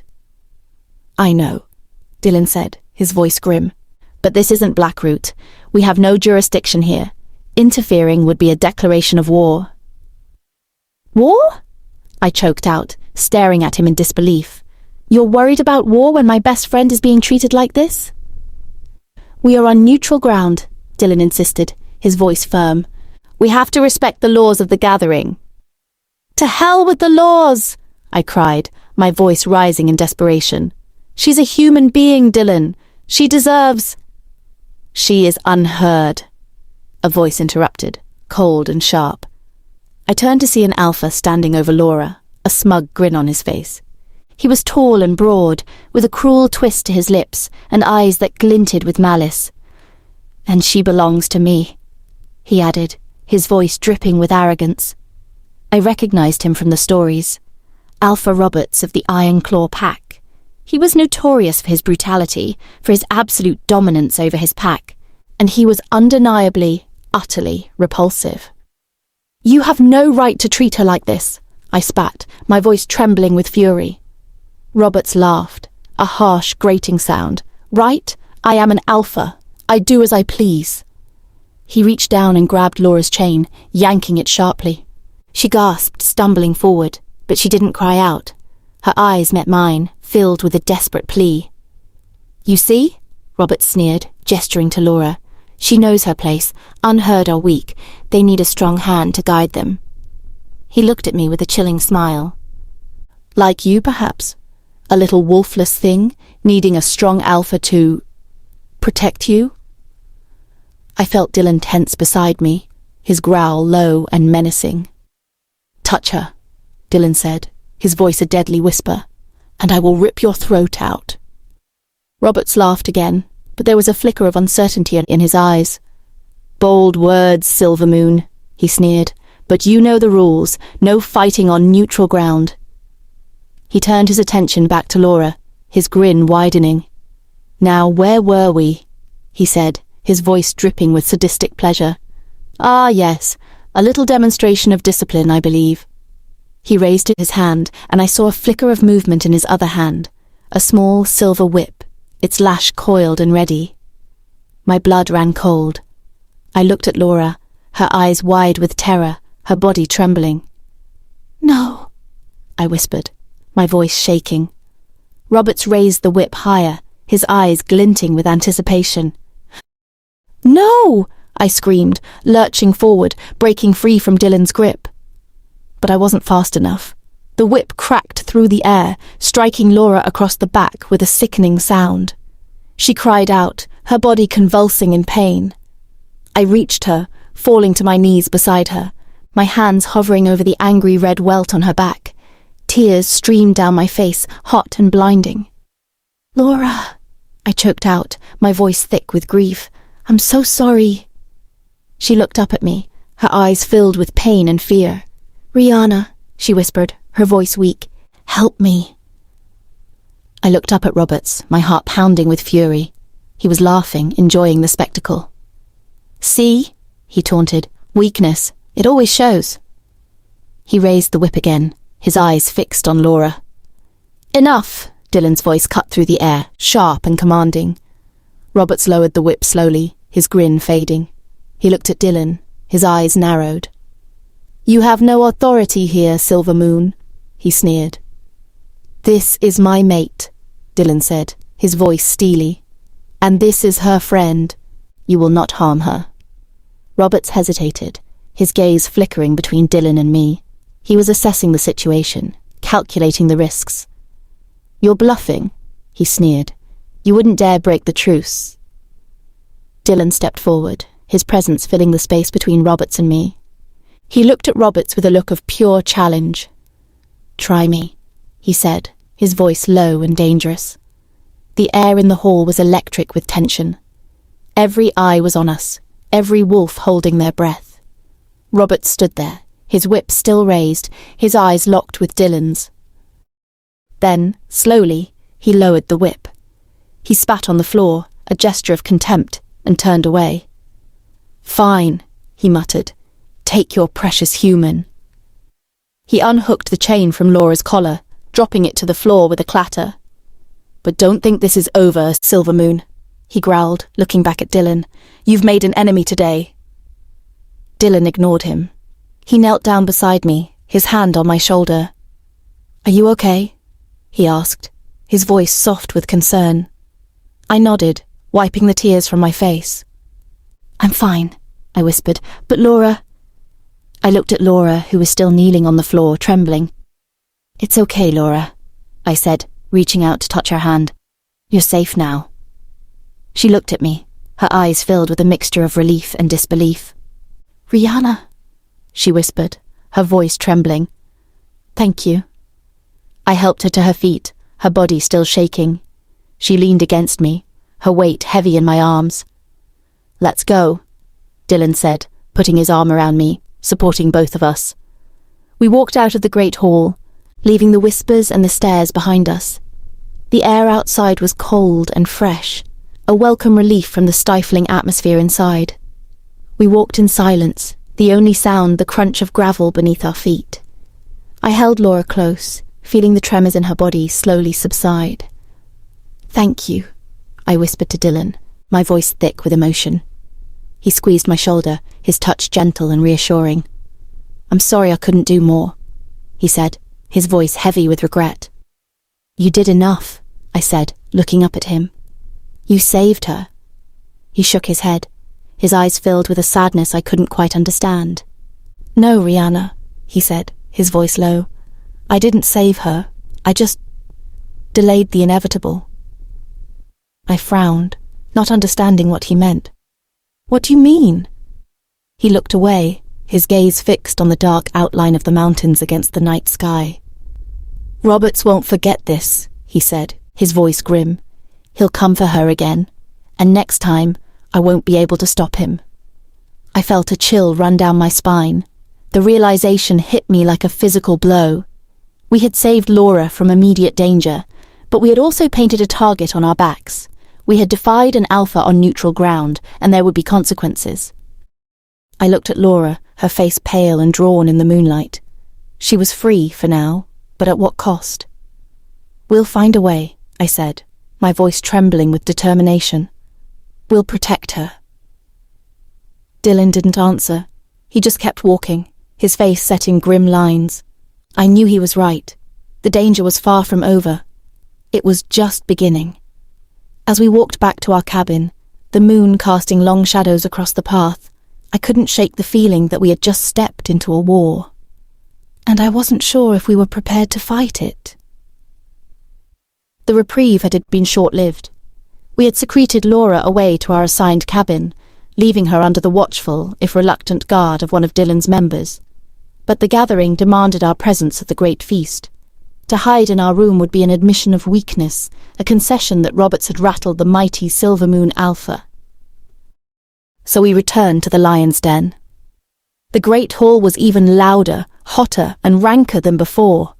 Whole roasted beasts turned on spits over the massive fireplace, the scent of charred flesh thick enough to coat my tongue. Barrels of strong wine were being broached with cracking sounds that made me jump. Dylan walked beside me, a loaded weapon in a tailored suit. His hand was on my lower back again, not just possessive this time, but guiding, shielding. I could feel the tremor of restrained violence running through him. We had crossed a line earlier, and everyone knew it. The stares we received weren't just curious anymore. They were calculating. We took our seats. The air around our section of the table was a vacuum of silence in the roaring hall. Tanya glared at me over the rim of her goblet, her eyes glittering with malice. Julian ignored us entirely, deep in conversation with an elderly alpha whose territory bordered theirs. Then, Alpha Roberts entered. He didn't walk. He prowled to the center of the room near the hearth, commanding attention without saying a word.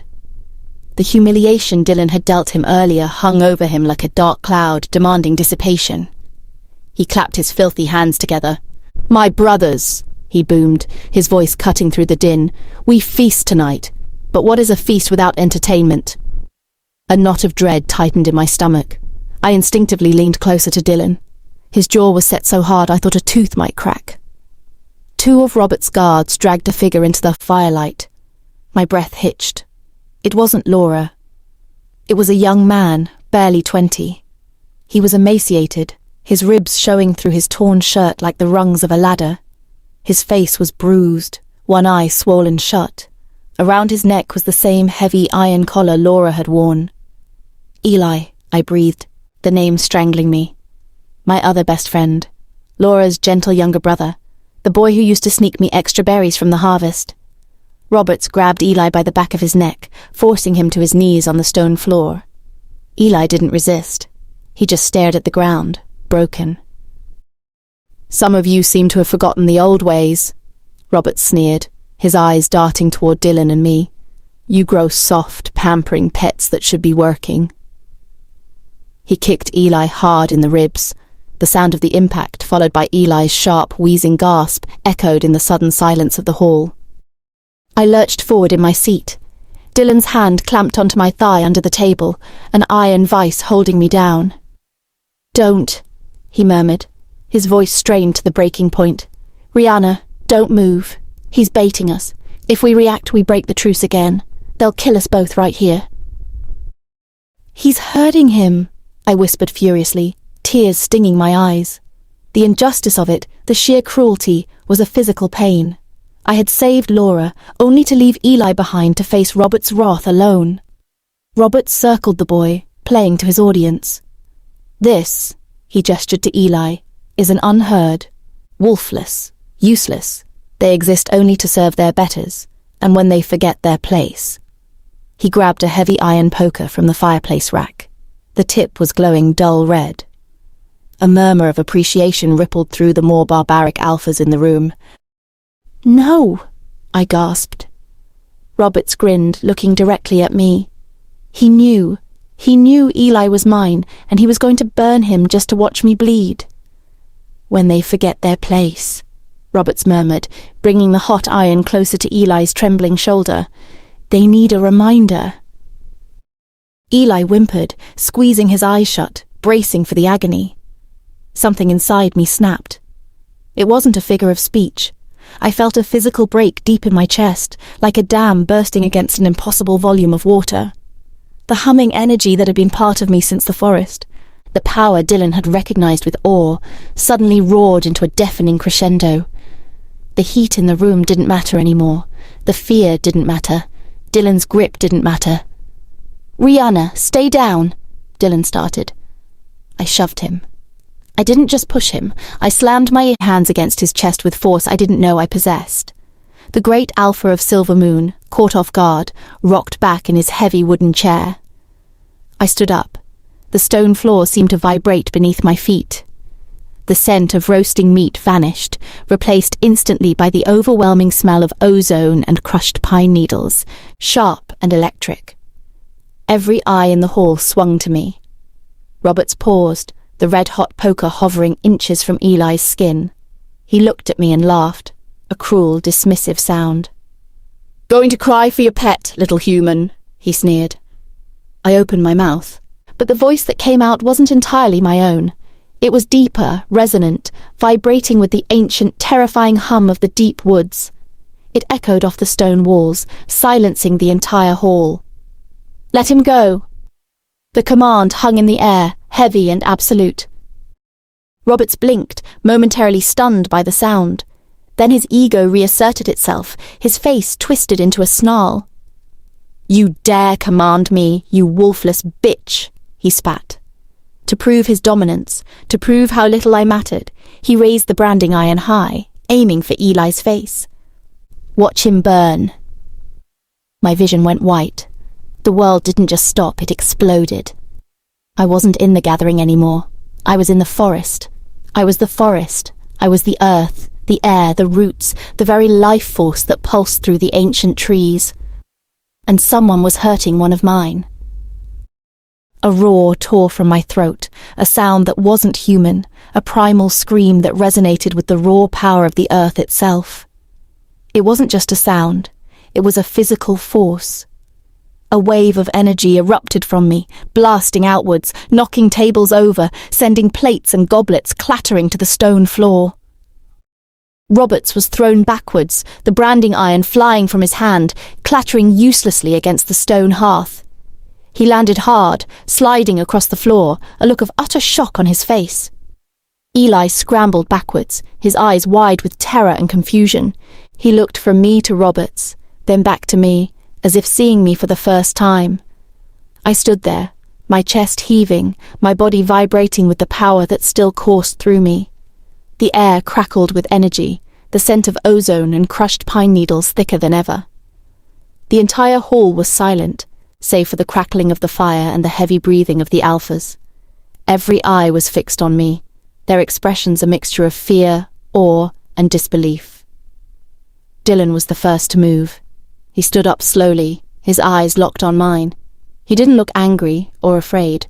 He looked proud. "Rihanna," he said, his voice low and steady. "Are you okay?" I nodded, my breath coming in ragged gasps. I think so." He walked towards me, his movements slow and deliberate, as if approaching a wild animal. He reached out and took my hands, his touch grounding me, bringing me back to reality. "You did it," he whispered, his eyes shining with admiration. "You awakened." "Awakened?" I asked, my voice still shaking. "The power of the Forest Guardian," he explained, his voice hushed. "It's been dormant in your bloodline for generations. Tonight, it woke up." I looked down at my hands, still trembling with the after-effects of the power surge. I felt different, stronger, more alive than I had ever felt before. What does this mean?" I asked, my voice barely a whisper. Dylan looked around the silent hall, his gaze meeting the eyes of the other alphas. "It means," he said, his voice ringing with authority, "that everything has changed." He turned back to me, a fierce glint in his eyes. "It means you are no longer just my mate, Rihanna. You are the guardian of the forest, and woe betide anyone who dares to harm what is yours." He squeezed my hands tightly, a silent promise of protection and support. I looked at Eli, who was still huddled on the floor, staring at me with a mixture of fear and awe. I walked over to him, kneeling down beside him. "Eli," I said softly, reaching out to touch his shoulder. "Are you okay?" He flinched at my touch, his eyes wide with fear. "Rihanna," he whispered, his voice trembling. What happened?" "I don't know," I said honestly, "but you're safe now. I won't let anyone hurt you again." I helped him to his feet, his body still shaking. He leaned against me, his weight heavy in my arms. "Let's go," Dylan said, coming over to us, his arm around my waist, supporting both of us. We walked out of the great hall, leaving the stunned alphas and their whispers behind us. The air outside was cool and fresh, a welcome relief from the oppressive atmosphere inside. We walked in silence, the only sound the crunch of gravel beneath our feet.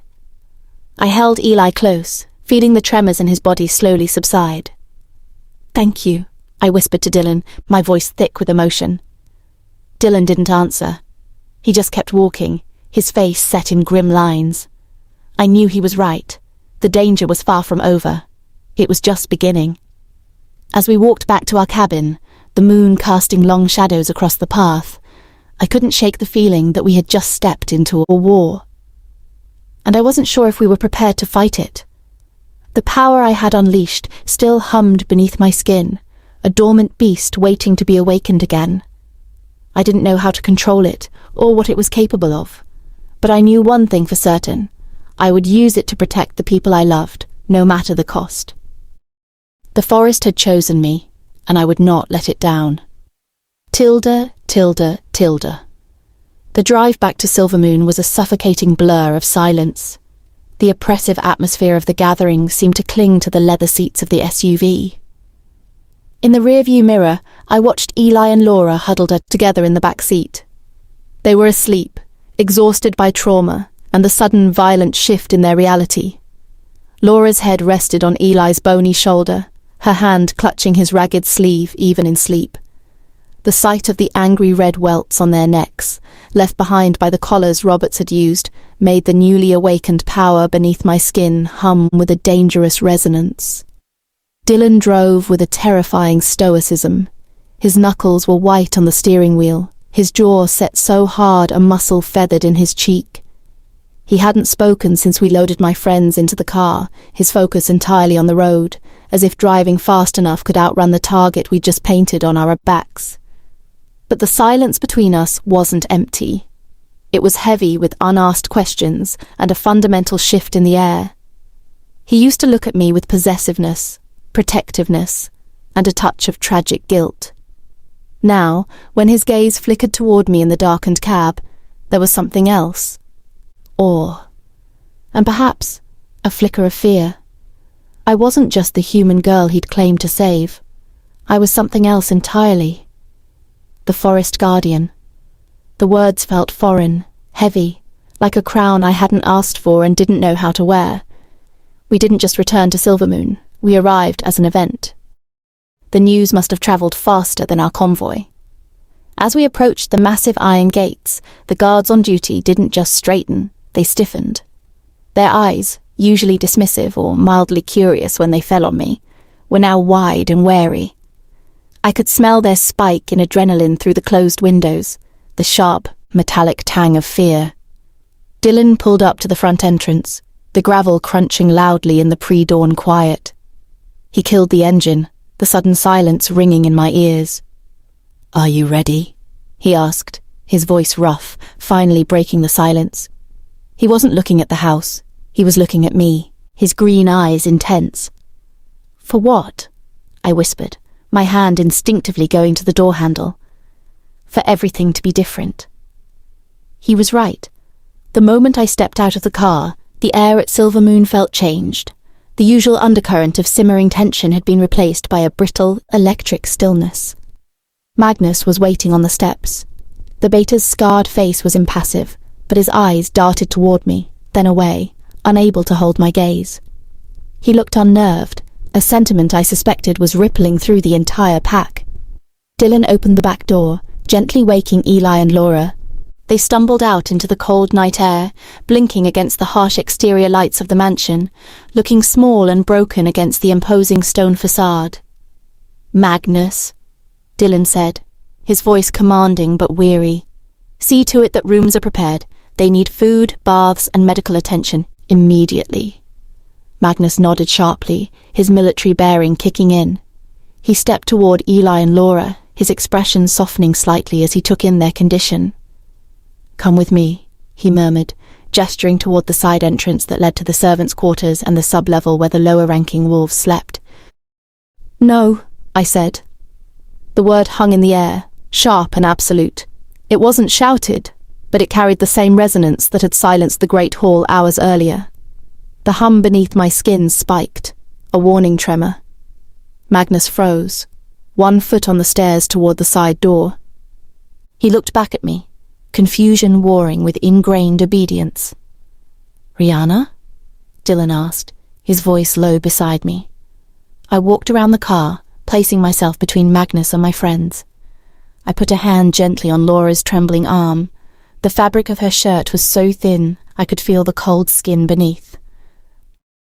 "They are not servants," I said, my voice steady, meeting Magnus's gaze until he looked away. "And they are certainly not unheard. They are my guests. They will stay in the main house, in the guest wing on the second floor." A stifle sound came from the open front doorway. I looked up to see Tanya standing there, wrapped in a silk robe, her face pale in the moonlight. Julian was behind her, leaning against the doorframe, his usual arrogant smirk replaced by a calculating, narrow-eyed stare. "The guest wing?" Tanya scoffed, her voice brittle. She looked at Eli and Laura with naked disgust, then at me with something new, not just jealousy, but profound unease. "You want to put strays in the guest wing, Dylan? Have you lost your mind? Think of the smell." The insult was so petty, so beneath the gravity of what had happened tonight, that I almost laughed. "They wouldn't smell if people like Roberts didn't treat them worse than dogs," I shot back, my voice vibrating slightly. I felt a tendril of energy unfurl in my chest, a desire to lash out, to wrap vines around her throat and squeeze until the cruelty stopped leaking out. I clamped down on it hard. "Dylan," Julian drawled, stepping forward, though I noticed he kept a careful distance from me. "She's distressed, clearly not thinking straight. We have protocols for charity cases." Dylan stepped up beside me. He didn't look at his brother or his ex-lover. He looked at his beta. "You heard my mate," Dylan growled, the alpha tone leaving no room for argument. "The East Wing. Prepare the finest rooms, now." Magnus didn't hesitate this time. "Yes, Alpha." He bowed his head slightly towards me, a gesture of respect he had never offered before, and gestured for Eli and Laura to follow him up the main stairs, past a fuming Tanya and a silent Julian. As they passed, Laura looked back at me, her eyes wide with disbelief and a dawning realization of safety. I managed a weak smile. Tanya glared at me as I approached the steps. For a moment I thought she might block my path, but as I got closer, the scent of deep earth that clung to me seemed to hit her. She flinched back, pressing herself against the doorframe to let me pass, her eyes filled with a mixture of hatred and terror. Julian just watched me, his eyes like chips of ice. He wasn't scared like Tanya. He was assessing a new threat. We entered the foyer, the grand space feeling more like a fortress than a home tonight. The silence was profound. I knew that upstairs, in the barracks and bedrooms, wolves were awake, whispering about the human who commanded the forest, the Alpha's mate who had broken the truce and brought Unheard into the inner sanctum. The house was still divided. Julian's faction was still dangerous, and Tanya's venom was still potent. But as I walked up the grand staircase, Dylan's hand warm and solid on the small of my back, I knew the balance of power had shifted tonight. I wasn't hiding in Dylan's shadow anymore. I was casting my own, and God help anyone who tried to hurt the people under my protection again. Tilde. The following days were a blur of cautious integration. Eli and Laura were settled into the East Wing, their presence a stark contrast to the opulent, silent halls of Silver Moon. Dylan had ensured they were given everything they needed: soft clothes, warm baths, enough food to sate a lifetime of hunger. He even had a healer discreetly examine them, though the physical wounds healed faster than the shadows in their eyes. My friends were safe, but the house was a powder keg waiting for a spark. The air was thick with unspoken tension. Julian and Tanya were ghosts, their usual arrogance replaced by a simmering, resentful silence. They watched me, not with the dismissive contempt of before, but with a guarded fear that made my skin crawl. One afternoon I found Tanya in the main parlour, pacing back and forth like a caged animal. Her silk robe was loosely tied, her dark hair dishevelled. She looked frantic. I hesitated in the doorway, not wanting to provoke a confrontation. But her pacing grew more erratic, her breathing shallow and fast. It was clear something was terribly wrong. "Tanya?" I asked tentatively. She whirled around, her eyes wide and wild. For a moment she just stared at me, her chest heaving. Then her gaze flicked to the small, intricately carved wooden box on the coffee table. It was open, revealing a velvet cushion that held nothing but air. "Where is it?" she hissed, her voice strained. "Where is what?" I asked, confused. She took a step towards me, her hands clenched into fists. "My necklace, the one Dylan gave me, the gold pendant with the moonstone." I frowned. I knew the necklace she was talking about. It was a beautiful, delicate piece that she wore constantly, a symbol of her past relationship with Dylan. I had often wondered why she still wore it, given her relationship with Julian. "I don't know," I said honestly. "I haven't seen it." Her eyes narrowed, a dangerous glint appearing in them. "Don't lie to me, you little human!" The insult stung, but I refused to rise to the bait. "I'm not lying, Tanya. I haven't seen your necklace." She took another step closer, her voice rising. "It was right here, in this box, and now it's gone. And you're the only one who's been in here besides me." "I just walked in," I protested, trying to keep my voice calm. "I haven't touched anything." "Liar!" she screamed, her composure cracking completely. "You stole it! You're jealous! You want to take everything away from me!" "Tanya, please," I said, trying to de-escalate the situation. "I didn't take your necklace. Why would I want it?" "Because you're a thief!" she spat, her face contorted with rage. "A pathetic, wolfless human who thinks she can just waltz in here and take whatever she wants." She lunged at me, her hands raised as if to strike. I stumbled backwards, surprised by the sudden attack. "Tanya, stop!" I cried, holding my hands up in defense. But she was beyond reason. She grabbed my arm, her nails digging into my skin. "Give it back!" she shrieked. "Give me my necklace!" "I don't have it!" I yelled, trying to pull away. Just then the door to the parlour flew open, and Jax burst in, his eyes wide with alarm. "What's going on in here?" he demanded, his voice booming. Tanya released me instantly, her face draining of colour. She stared at Jax, her eyes wide with terror. She stole my necklace," she stammered, pointing a shaking finger at me. Jax looked from me to Tanya, his expression hardening. He didn't believe her. I could see it in his eyes. "I didn't take it," I said, my voice trembling slightly. "She's lying." Jax looked back at Tanya, his gaze intense. "Is this true, Tanya? Did you accuse Rihanna of stealing your necklace?" Tanya's eyes darted around the room as if looking for an escape. She was the only one in here," she said weakly. Jax shook his head slowly, his expression grim. "That's not enough proof, Tanya, and you know it." He turned to me, his voice softening. "Are you okay, Rihanna?" I nodded, still shaken. "I'm fine. I don't know what's wrong with her." Jax sighed, running a hand through his hair. "I don't either, but this behaviour is unacceptable. I will have to report this to Dylan." Tanya's eyes widened further, and she let out a strangled gasp. "No, no, please don't tell Dylan, please!" Jax looked at her with a mixture of pity and disgust. "I have no choice, Tanya. You attacked the Alpha's mate. That is a serious offence." He turned and walked out of the room, leaving Tanya standing there, her face pale and stricken. I looked at her, feeling a wave of pity for her, despite everything she had done. She was clearly unhinged, driven to madness by jealousy and fear.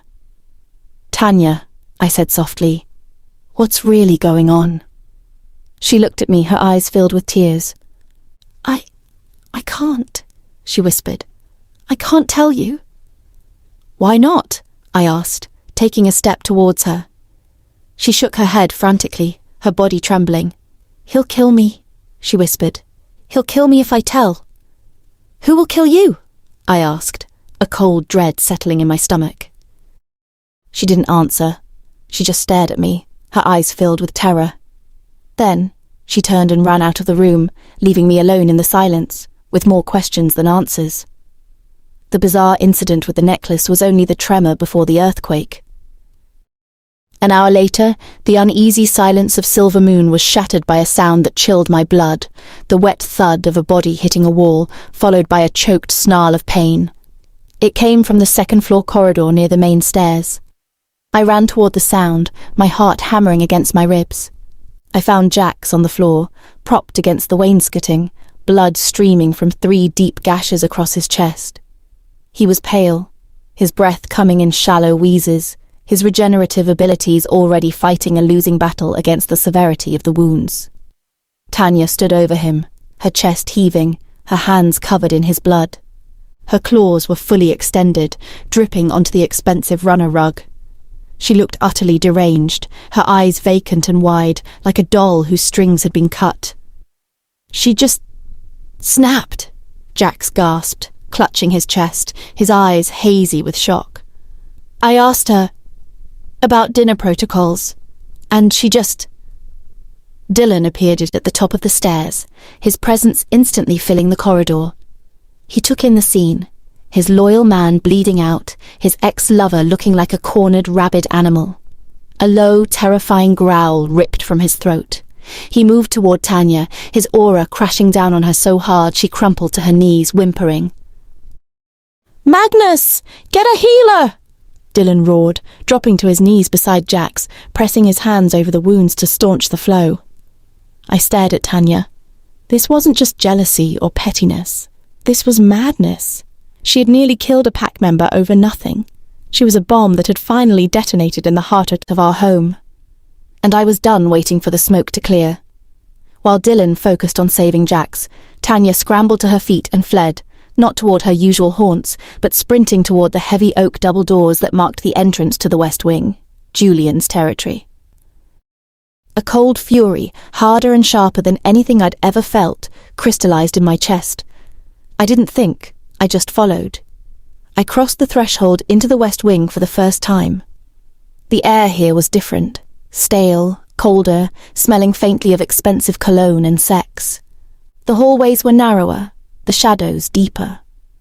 I followed the scent of Tanya's fear and Jax's blood to a heavy door at the end of a long corridor. I pushed it open without knocking. It was a private parlour, decorated in dark wood and heavy crimson velvet. Tanya was pacing in the centre of the room, pulling at her hair, muttering frantically to herself. "You've lost your mind," I said, my voice vibrating with the power of the forest, causing the flames in the fireplace to flare green. She spun around, a scream catching in her throat. "Get out! You can't be in here!" "You nearly killed Jax," I said, stepping into the room and closing the door behind me. "Why? What is happening to you, Tanya?" "You don't understand," she shrieked, her eyes wild. "The pressure. It's eating me alive, seeing him, seeing Dylan every day, knowing..." "Knowing what?" I pressed, stepping closer. The air crackled around me. I could feel the potted ferns in the corner leaning toward me, lending me their silent strength. Before she could answer, the heavy thud of footsteps approached in the hallway. Fast, angry. Tanya's face went from frantic to terrified. "Hide," she whimpered, looking at me with sudden, desperate clarity. "If he finds you here, he'll kill us both. Hide." The sheer terror in her voice propelled me into action. I dove behind a massive, high-backed velvet sofa just as the door slammed open against the wall. "Are you insane?" Julian's voice was ice cold, a stark contrast to his usual oily charm. I pressed myself against the floorboards, holding my breath, praying the thick scent of leather and wood smoke in the room would mask my presence. The forest power hummed low in my veins, instinctively pulling the shadows tighter around me, a camouflage I didn't know I possessed. "I couldn't help it," Tanya sobbed. "I can't take it anymore, Julian. I can't." I heard the sharp crack of skin on skin. Tanya cried out and fell to the floor. "You will take it," Julian snarled. "You will take it because I own you.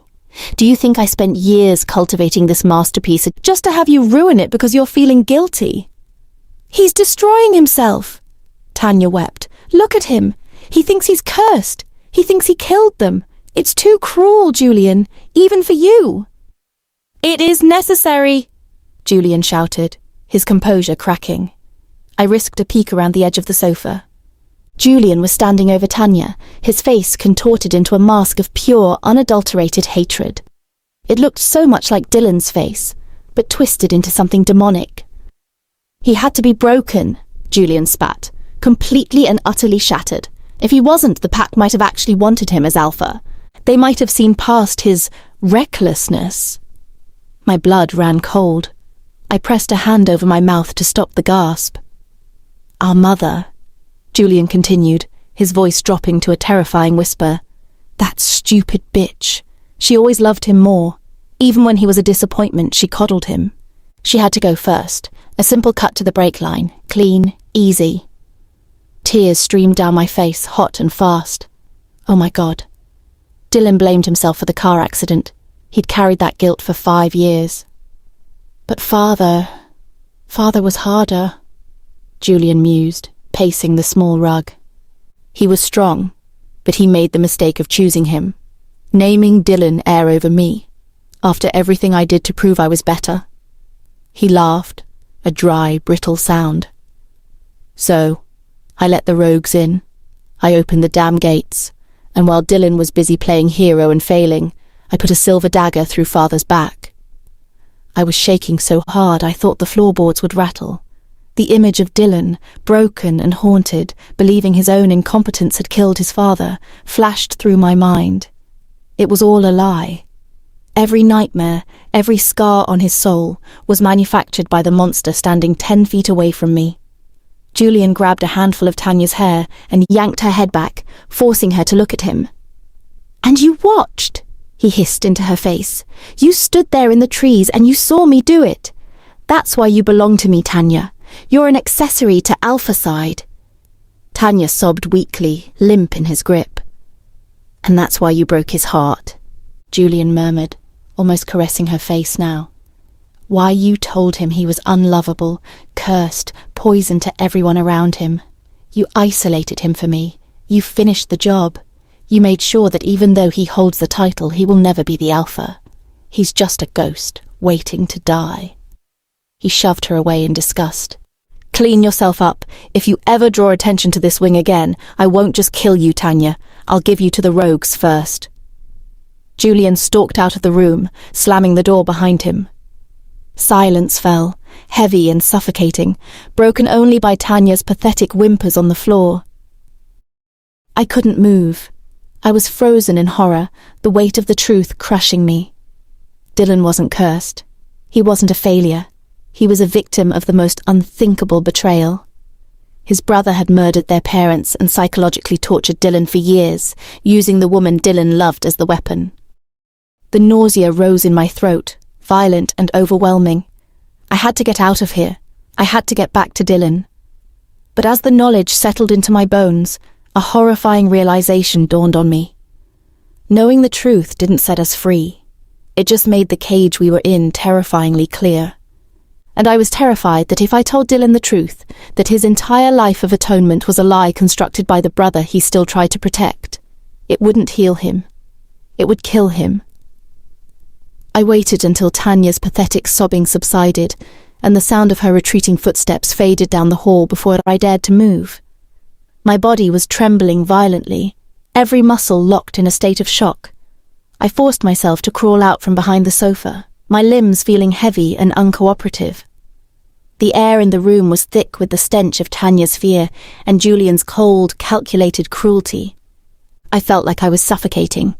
I needed to get out of this wing, out of this house, away from the poison that permeated every shadow.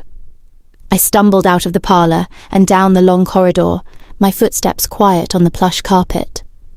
The house was silent now, save for the distant sound of rain drumming against the windows. It was late. The moon was high, casting long, eerie shadows that seemed to writhe and twist around me. I made it back to the main wing without being seen. I didn't stop until I reached our bedroom. Dylan was not there. The bed was made, the sheets cool and untouched. A single lamp burned on the bedside table, casting a warm, golden glow that felt like a cruel mockery of the cold reality I had just uncovered. I collapsed onto the bed, burying my face in Dylan's pillow, inhaling his scent. It was a scent that had come to represent safety, comfort, and a love that defied all odds. But now it was tainted. Every memory, every moment of tenderness was poisoned by the truth I now held. Tears streamed down my face, hot and fast. How could I tell him? How could I look into those beautiful green eyes, so full of pain and self-loathing, and tell him that his entire life was a lie? That the brother he still tried to protect, the brother he had sacrificed everything for, was a monster who had murdered their parents and psychologically tortured him for years? It would break him. It would shatter the fragile peace he had managed to find. But keeping this secret felt like a betrayal in itself. It felt like I was complicit in Julian's crime, protecting the monster instead of the victim. I squeezed my eyes shut, the image of Julian's cold, calculating face burning into my mind. The way he had talked about killing his parents, about breaking Dylan, about using Tanya as his pawn. It was pure evil. And Dylan was his target. The thought made my blood run cold. Julian wasn't done. He wouldn't stop until Dylan was completely destroyed. I sat up, wiping the tears from my face. I couldn't just sit here and do nothing. I had to protect Dylan. I had to find a way to tell him the truth without breaking him. But how? The weight of the secret was crushing. It felt like a physical burden, pressing down on my chest, making it hard to breathe. I needed help. I needed someone I could trust. Eli and Laura. They were the only ones I could turn to. They knew what it was like to be victims, to be powerless against those who wielded power with cruelty. But could I burden them with this? They were still recovering from their own trauma. No, I had to do this alone. This was my fight, my burden to bear. I took a deep breath, trying to steady my trembling hands. I would find a way. I would find the right time, the right words. I would tell Dylan the truth. And then, together, we would face the monster that had destroyed his family. We would fight back. We would take back what was stolen. But for now, I was alone in the dark, with a secret that could save us or destroy us. And I had never felt so afraid. My eyes flew open. Moonlight streamed through the window, illuminating the empty space beside me. Dylan wasn't there. The events of the previous night crashed back into my mind with the force of a physical blow. Tanya's meltdown, Jax's injury, and the horrifying truth I'd overheard in Julian's wing. The weight of it all pressed down on me, making it hard to breathe. I sat up, my heart pounding in my chest. Where was Dylan? He should have been back hours ago. A sense of dread washed over me. Had something happened? Had Julian... No, I couldn't let my mind go there. Not yet. I threw off the covers and padded barefoot across the cold floor. The house was silent. I checked the bathroom, the walk-in closet, even the balcony. Nothing. Panic started to bubble up inside me. I dressed quickly in jeans and a sweater, my hands shaking as I pulled on my boots. I had to find him. I slipped out of the bedroom and downstairs, my footsteps echoing softly on the polished wood floor. I checked the library, the study, and the kitchen. All empty. The silence was deafening, amplifying my fear. I could almost hear Julian's cold, cruel voice in my head, taunting me. He's just a ghost waiting to die. No, I wouldn't let that happen. I would find Dylan. I would save him. I reached the main foyer and stopped, my heart sinking. The front door was ajar, a sliver of moonlight spilling onto the floor. My breath hitched in my throat. Had he gone out? Alone? In the middle of the night? I pushed the door open and stepped out into the cool night air. The grounds were bathed in moonlight, the trees casting long, eerie shadows that seemed to writhe and twist around me. "Dylan?" I called out, my voice trembling slightly. Silence. I walked towards the edge of the forest, my senses on high alert. The air was thick with the scent of pine and damp earth, but there was no sign of Dylan. Then I heard it. A faint, guttural sound, like an animal in pain. It came from the direction of the old stone bridge that crossed the river. My heart hammered against my ribs as I broke into a run. I stumbled over tree roots and rocks, my breath coming in ragged gasps. The sound grew louder, more desperate. I reached the bridge and stopped, my blood running cold. Dylan was there, slumped against the stone railing, his head bowed. His shoulders were shaking, and a low, agonized sob tore from his throat. He was bleeding. A dark stain was spreading across the back of his shirt, and a pool of blood was forming on the ground beneath him. "Dylan!" I cried, rushing to his side. He looked up, his eyes wide and clouded with pain. His face was pale, his lips blue. "Rihanna," he whispered, his voice barely audible. What are you doing here?" "What happened?" I asked, ignoring his question, my voice trembling as I knelt beside him, trying to assess his wounds. He winced as I touched his shoulder. I was attacked," he choked out. "Rogues, they were waiting for me." My heart clenched. "Rogues? Here? On Silvermoon territory?" "How many?" I asked, my voice tight with fear. "3, he said, his voice growing weaker. I fought them off, but they got me." He coughed, and a trickle of blood ran down his chin. "We have to get you back to the house," I said, trying to help him up. He groaned in pain, his legs buckling beneath him. I can't walk," he whispered. I looked around desperately. There was no one else here. I was alone. I had to get him help. "Stay here," I said, my voice firm despite my fear. "I'm going to get help." I turned and ran back towards the house, my heart pounding in my chest. I had to find someone. Magnus, Jax, anyone. But as I ran, a chilling thought struck me. Was it really rogues, or was it Julian? The timing was too suspicious. Tanya's meltdown, Jax's injury, and now this attack on Dylan. It all felt like part of a calculated plan. A plan to destroy Dylan. I reached the house and burst through to the front door, shouting for help. Magnus and several other members appeared from the shadows, their faces grim. "What's happened?" Magnus asked, his voice sharp. "Dylan," I gasped, pointing towards the forest. "He's been attacked, he's bleeding, he needs help." Magnus's eyes widened. "Where is he?" "By the old stone bridge," I said, my voice shaking. Magnus turned to others. "Get a stretcher and a healer, now!" They rushed off, their footsteps echoing in the silent house. I followed them back to the bridge, my heart pounding in my chest. Dylan was still where I had left him, but he was unconscious now. His breathing was shallow and ragged. They carefully lifted him onto the stretcher and carried him back to the house. I walked beside them, my hand gripping Dylan's cold hand. As we reached the house, I saw Julian standing in the doorway, his face a mask of feigned concern. "What happened?" he asked, his voice sickeningly smooth. I looked at him, my eyes burning with hatred. "You know exactly what happened," I spat. His eyes narrowed slightly, but his expression remained calm. "I don't know what you're talking about, Rihanna." "Don't lie to me, Julian," I said, my voice trembling with rage. "I know what you did." He stepped closer, his voice dropping to a menacing whisper. "And what do you think I did, little human?" "You sent those rogues," I said, my voice shaking with the weight of the accusation. "You tried to kill him." He laughed, a cold, cruel sound that chilled me to the bone. "And what if I did? What are you going to do about it?" I looked at him, my heart filled with a fierce resolve. "I'm going to stop you," I said, my voice steady. "I'm going to expose you for the monster you are." he sneered.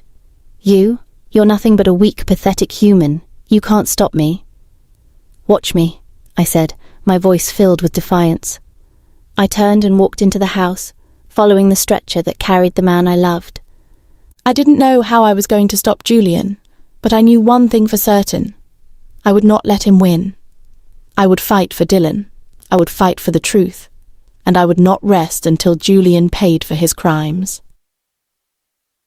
Dylan was conscious now, but barely.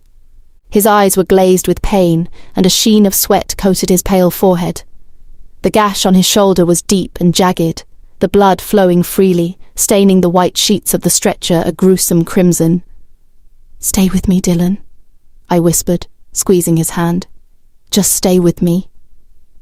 He turned his head slightly, his eyes focusing on me with a monumental effort. "Rihanna," he murmured, his voice raspy. You're safe." A lump formed in my throat. Even in his agony, his first thought was of me. It made the secret I carried feel even heavier, a suffocating weight pressing down on my chest. We reached the infirmary, a sterile, brightly lit room that felt worlds away from the chaos outside. The pack healer, a stern-faced woman named Josephine, took charge immediately, barking orders at Magnus and Jax as they carefully transferred Dylan onto a padded table. I was gently but firmly ushered out of the room. I stood in the hallway, my back against the cool wall, listening to the low murmur of voices and the sharp clinking of instruments. The minutes stretched into an eternity, each one filled with agonizing fear. My mind raced, replaying the events of the night. The attack, Julian's smug face, the truth I had uncovered. I had to tell Dylan. I had to free him from the guilt that was destroying him. But how? How could I look into those beautiful green eyes, so full of pain and self-loathing, and tell him that his entire life was a lie? The thought made me feel sick. It would break him. It would shatter the fragile peace he had managed to find. But keeping this secret felt like a betrayal in itself.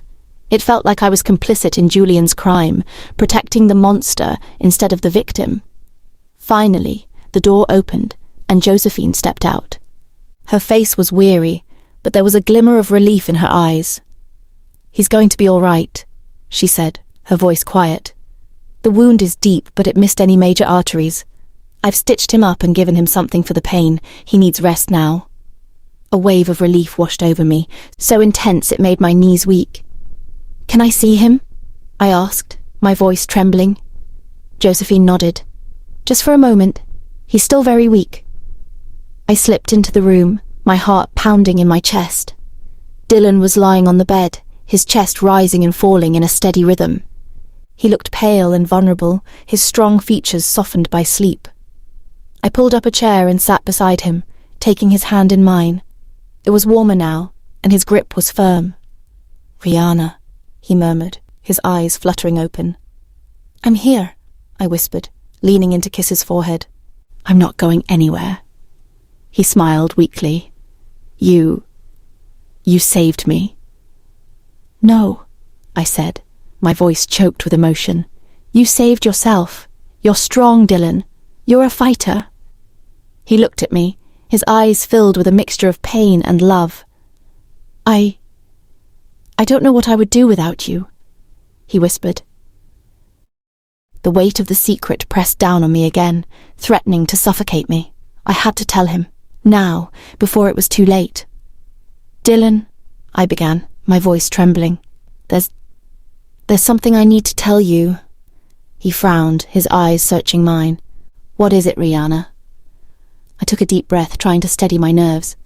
It's about the attack, about Julian." His face hardened. "What about him?" I think he was behind it," I said, the words tumbling out in a rush. "I think he sent those rogues to kill you." Dylan's eyes widened in disbelief. "Julian?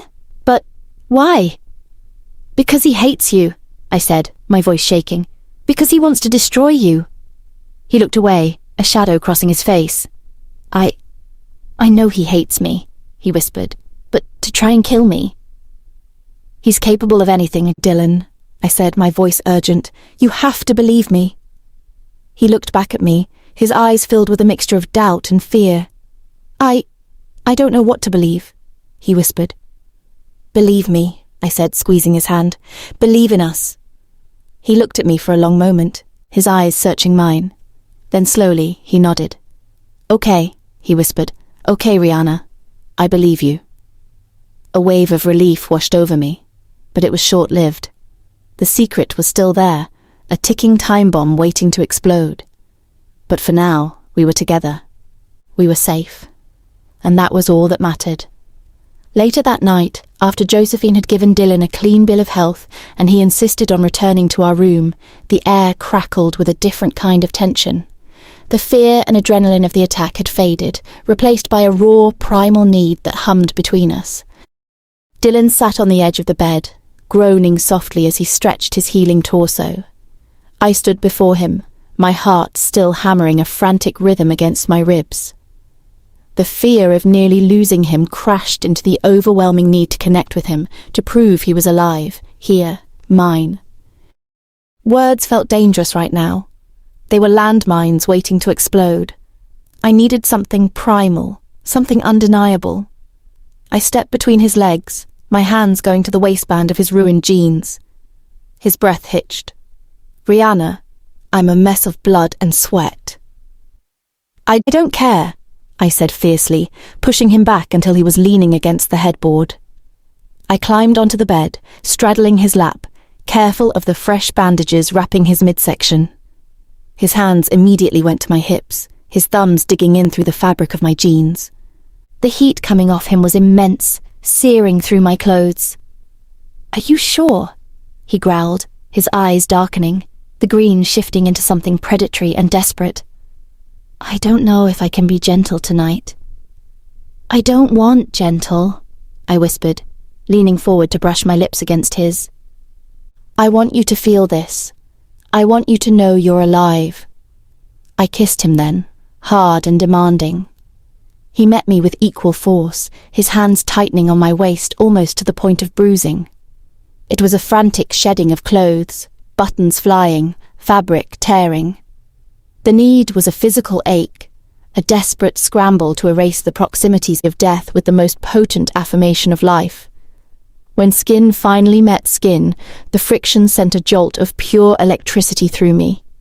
I pushed him flat onto the mattress and rose above him, taking control. I needed to drive this, to set the pace, to force him to focus entirely on me, on the sensation of us together.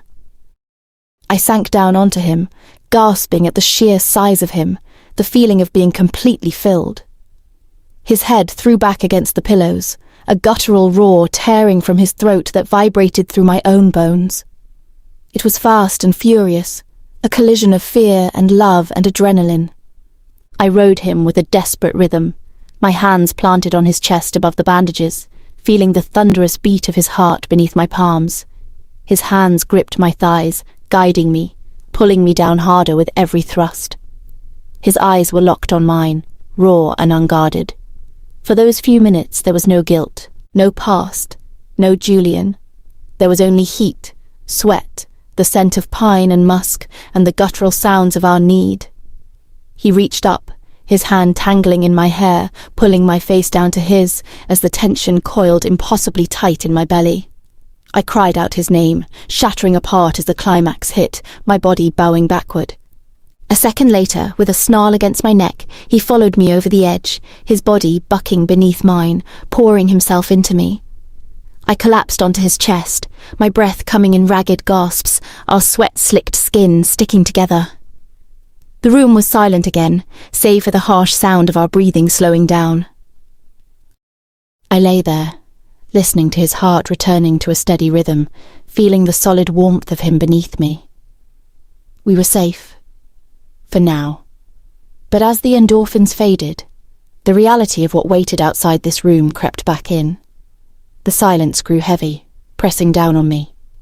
The secret I held felt suddenly massive, a physical weight on my chest that made it hard to breathe again. I couldn't keep lying to him. Not after this. Not now that I cared and loved him so much, it terrified me. I pushed myself up slightly, propping my chin on his sternum so I could look into his eyes. They were drowsy with satisfaction, the green soft and clear. "Dylan," I started, my voice raspy. There's something I need to tell you." The shift in him was instantaneous. The drowsiness vanished, replaced by a wary tension. His hand, which had been idly stroking my back, stilled. "Can it wait?" he asked quietly, his voice rough. "It's important," I pressed, my heart starting to pound again. "It's about everything that's been happening." He shook his head slightly, a pained look crossing his face.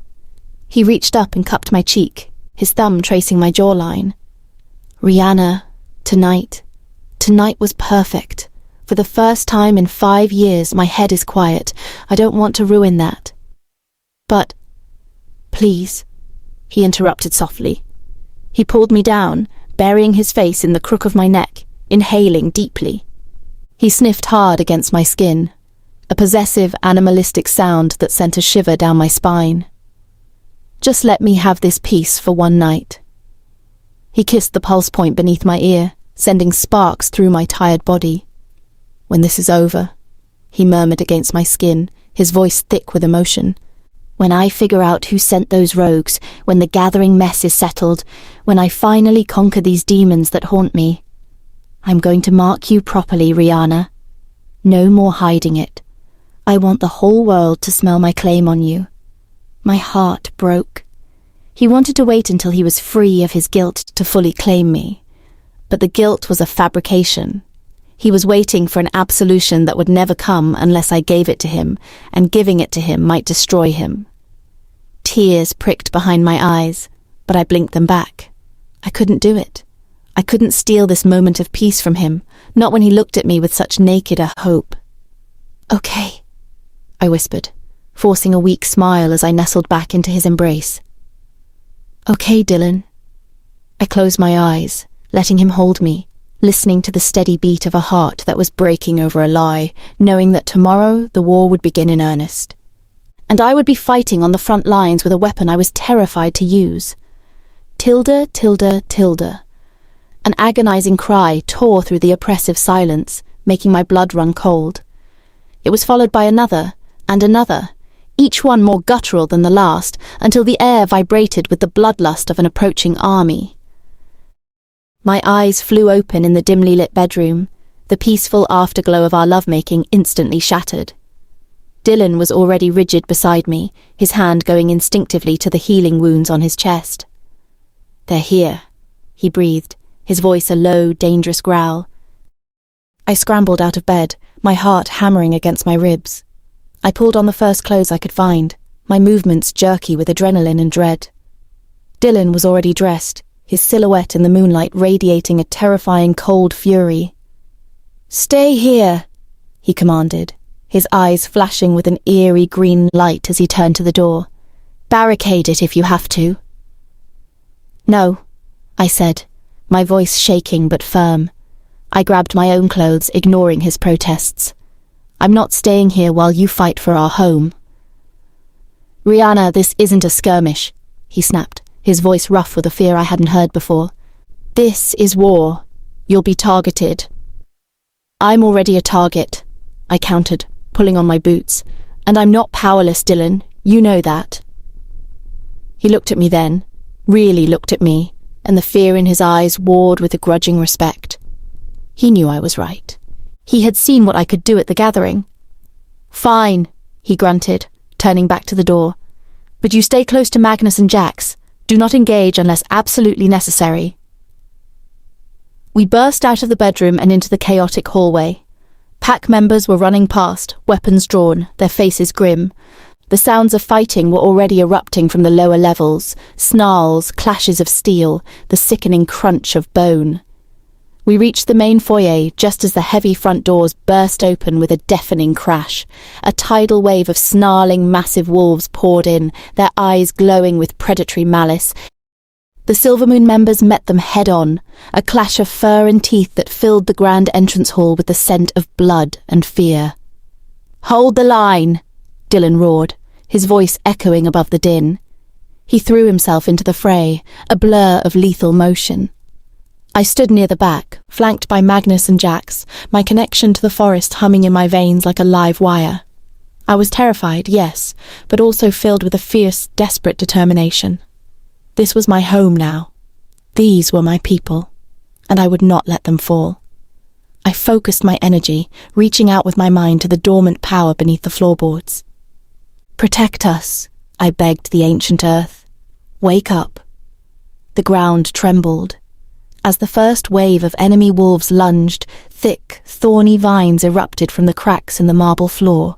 They whipped and coiled like angry snakes, snagging ankles, wrapping around torsos, throwing the attackers back with crushing force.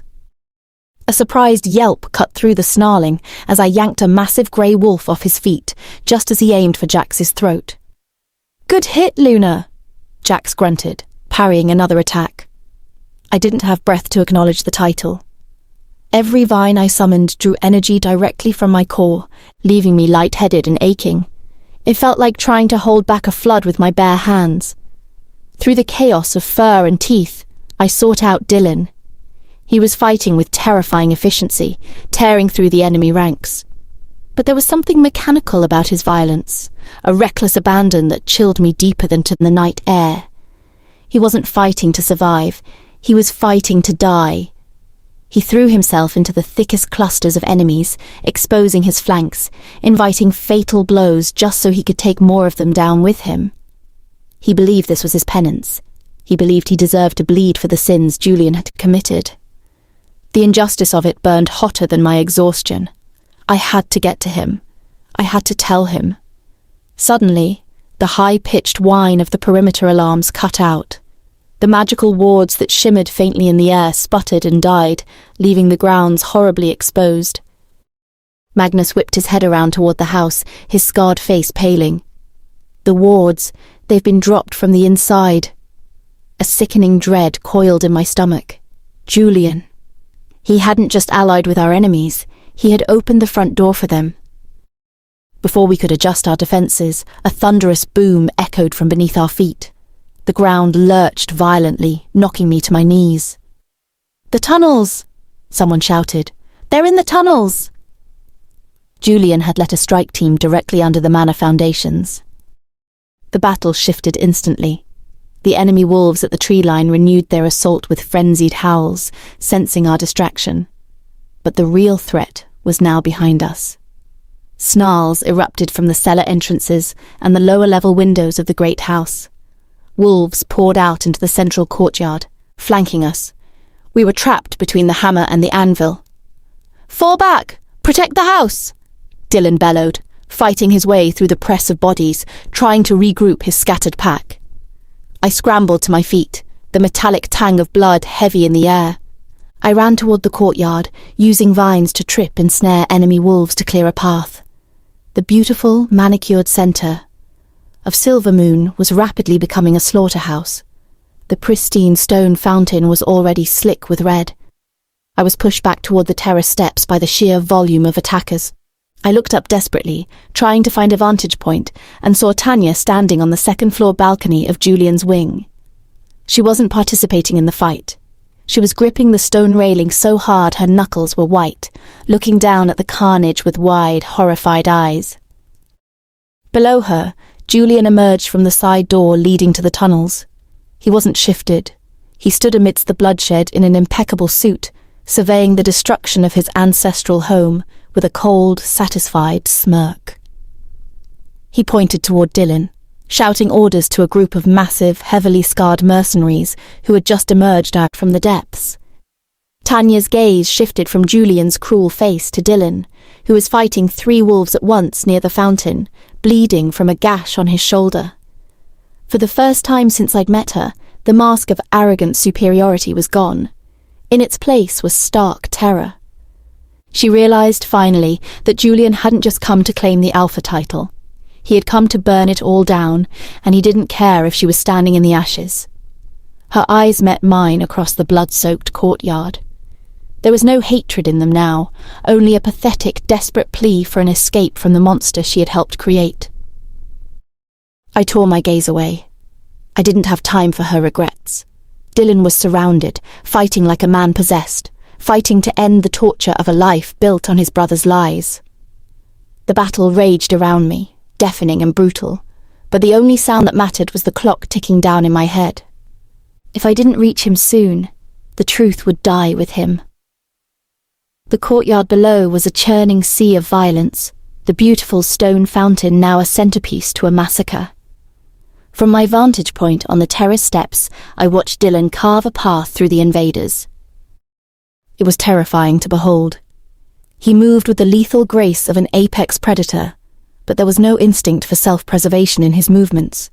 He didn't parry, he just attacked, absorbing shallow cuts and bruising blows, ignoring the blood that already slicked his arms. He threw himself at the largest clusters of enemies, a whirlwind of fangs and claws, inviting death with every reckless lunge. My heart slammed against my ribs, a frantic bird trapped in a cage. He wasn't fighting to save Silver Moon. He was fighting to finally end the torture of his own existence. He believed he was cursed, a blight on his family, and this battle was his opportunity for atonement through oblivion. The realization hit me with the force of a physical blow, staggering me. I had waited too long.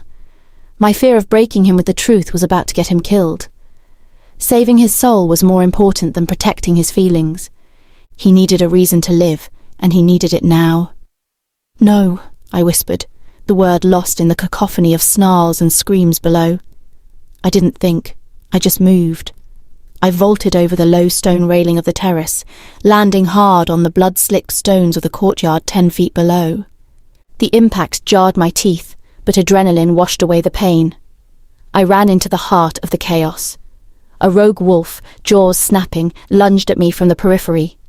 I didn't even slow down. I threw a hand out, and a thick root burst from the flagstones, thick as a python, slamming into the wolf's chest and knocking it aside with a sickening crunch. I slipped on something wet, blood or mud, I didn't know, but scrambled back up, my eyes locked on Dylan's broad back. He was 20 feet away, finishing off a massive, scarred mercenary near the ruined fountain. "Dylan!" I screamed, my voice raw, tearing at my own throat to be heard over the din of battle. He didn't hear me. He turned, chest heaving, looking for the next threat, his eyes wild and glazed with battle lust. He looked like a stranger, a weapon forged by years of guilt and manipulation. I dodged a swinging sword wielded by a human mercenary and shoved my way through the last few yards, grabbing Dylan's blood-streaked arm with both hands. He whipped around, a snarl on his lips, his claws raised before he registered who I was. The wildness in his eyes receded slightly, replaced by a flicker of confused recognition. "Rihanna!" he panted, his voice rough as gravel. "Get back! What are you doing?" "Listen to me!"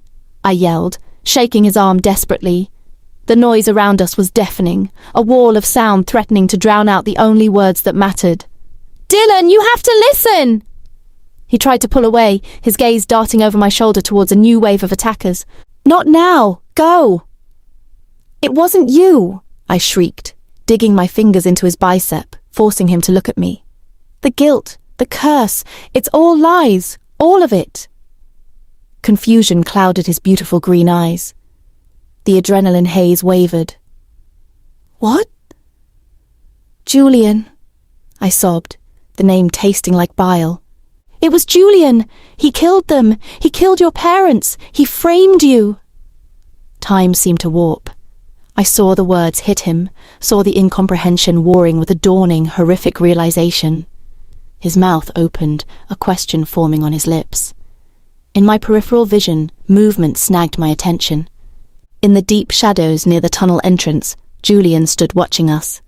A cold, satisfied smile curved his lips. He raised a single hand and made a sharp, cutting gesture. A shadow detached itself from the melee behind Dylan, a mercenary, smaller than the rest, moving with unnatural speed. "Dylan, move!" I screamed, shoving him with all my meagre strength. It wasn't enough. The assassin didn't go for the throat. He lunged low under Dylan's guard. I saw the glint of metal, not steel, but something whiter, brighter, silver, and coated in a thick, oily sheen. The blade plunged deep into Dylan's side, slipping between his ribs, aiming straight for the heart. The sound Dylan made was not a roar. It was a strangled gasp of agony that seemed to suck the air out of the entire courtyard. His body went rigid against mine. The assassin ripped the blade free and vanished back into the chaos. Dylan staggered back, his knees buckling. His hand flew to his side, trying to staunch the flow of blood that was already pouring out, dark and thick, smelling faintly acrid, wolfsbane, concentrated and lethal. "Dylan!" I caught him as he fell, my arms straining under his weight. We collapsed together onto the wet stones. He looked up at me, his breath coming in wet, shallow rasps. The vibrant green of his eyes was already fading, glazing over with shock and the rapid spread of the poison. But it wasn't peace I saw there. It wasn't relief. It was utter, crushing confusion. He hadn't understood. He had heard my words, felt the knife, and now he was dying, looking at me with a heartbreaking mixture of betrayal and lost, chilled-like bewilderment. He thought he had failed again. He thought this was the final punishment. "No," I begged, pressing my hands over his, trying to keep the blood inside him. "No, please, you have to understand. It wasn't you. Stay with me. Dylan, please." His lips moved, but no sound came out. His eyes lost their focus, staring past me at the smoke-filled sky. And then I felt it. The deep, resonant thrum that had lived in my chest since the moment I met him, the bond that connected my soul to his, snapped. It was a physical agony, a violent severing that felt like my own heart being ripped in two. Silence fell inside me, a terrifying, hollow silence. He was gone. I stared down at his still face, the rain beginning to mix with the blood on his cheeks. The injustice of it, the sheer, towering mountain of lies that had buried him, crashed down on me. Grief, ancient and primal, rose up from the deepest part of my being, mixed with a fury so hot it felt like it would incinerate the world. I threw my head back and screamed. It wasn't a human sound. It was the cry of the forest itself witnessing the death of its kin. A shockwave erupted from my body. It wasn't wind. It was pure emerald energy, visible and devastating. It exploded outwards in a sphere of raw power. The battle instantly ceased.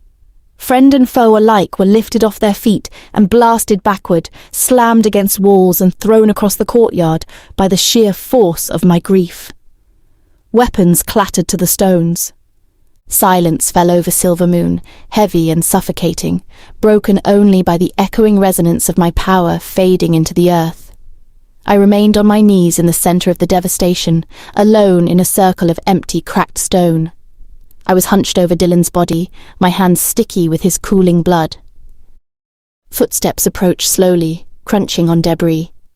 I didn't look up. I couldn't look away from Dylan's open, glassy eyes, staring fixedly at nothing. Magnus dropped to his knees on the other side of his alpha. His scarred hand reached out, trembling, and pressed against Dylan's neck. He held it there for a long, agonizing moment. When Magnus looked up at me, his rugged, battle-hardened face was shattered, reflecting the utter devastation that hollowed out my own soul. He didn't need to speak. The silence said it all.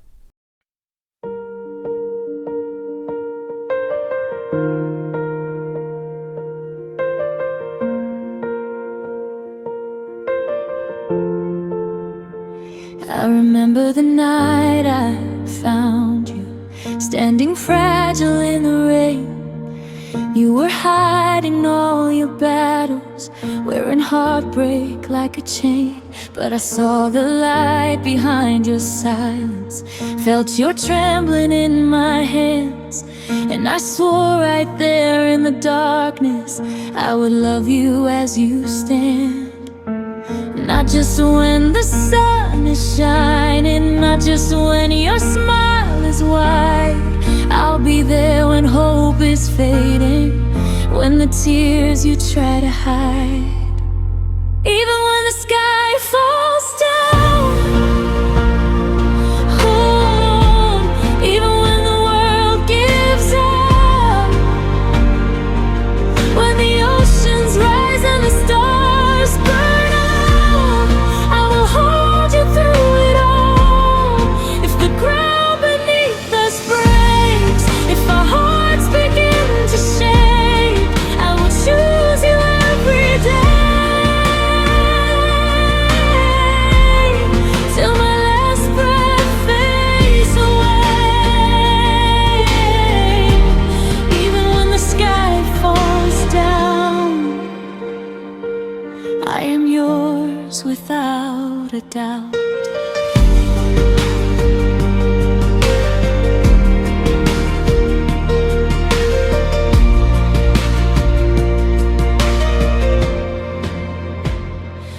They say love is just a feeling, something fragile, something small.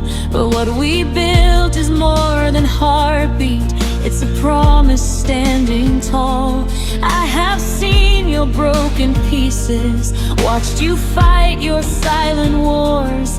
And I love you not in spite of that, but because you're worth it all.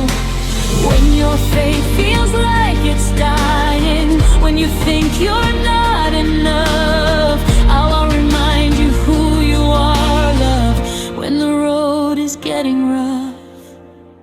When we're old and time has stolen all the strength inside our bones, when the mirror shows the stories of the life that we have known, I will trace your tired face like the first night that we met, and I'll whisper I still love you. With no fear, no regret. If death comes knocking softly and tries to pull me far, just know my soul will find you, no matter where you are. So take my hand and don't be scared. There's no end to what we are. Even when the sky falls down, I will love you past the dark.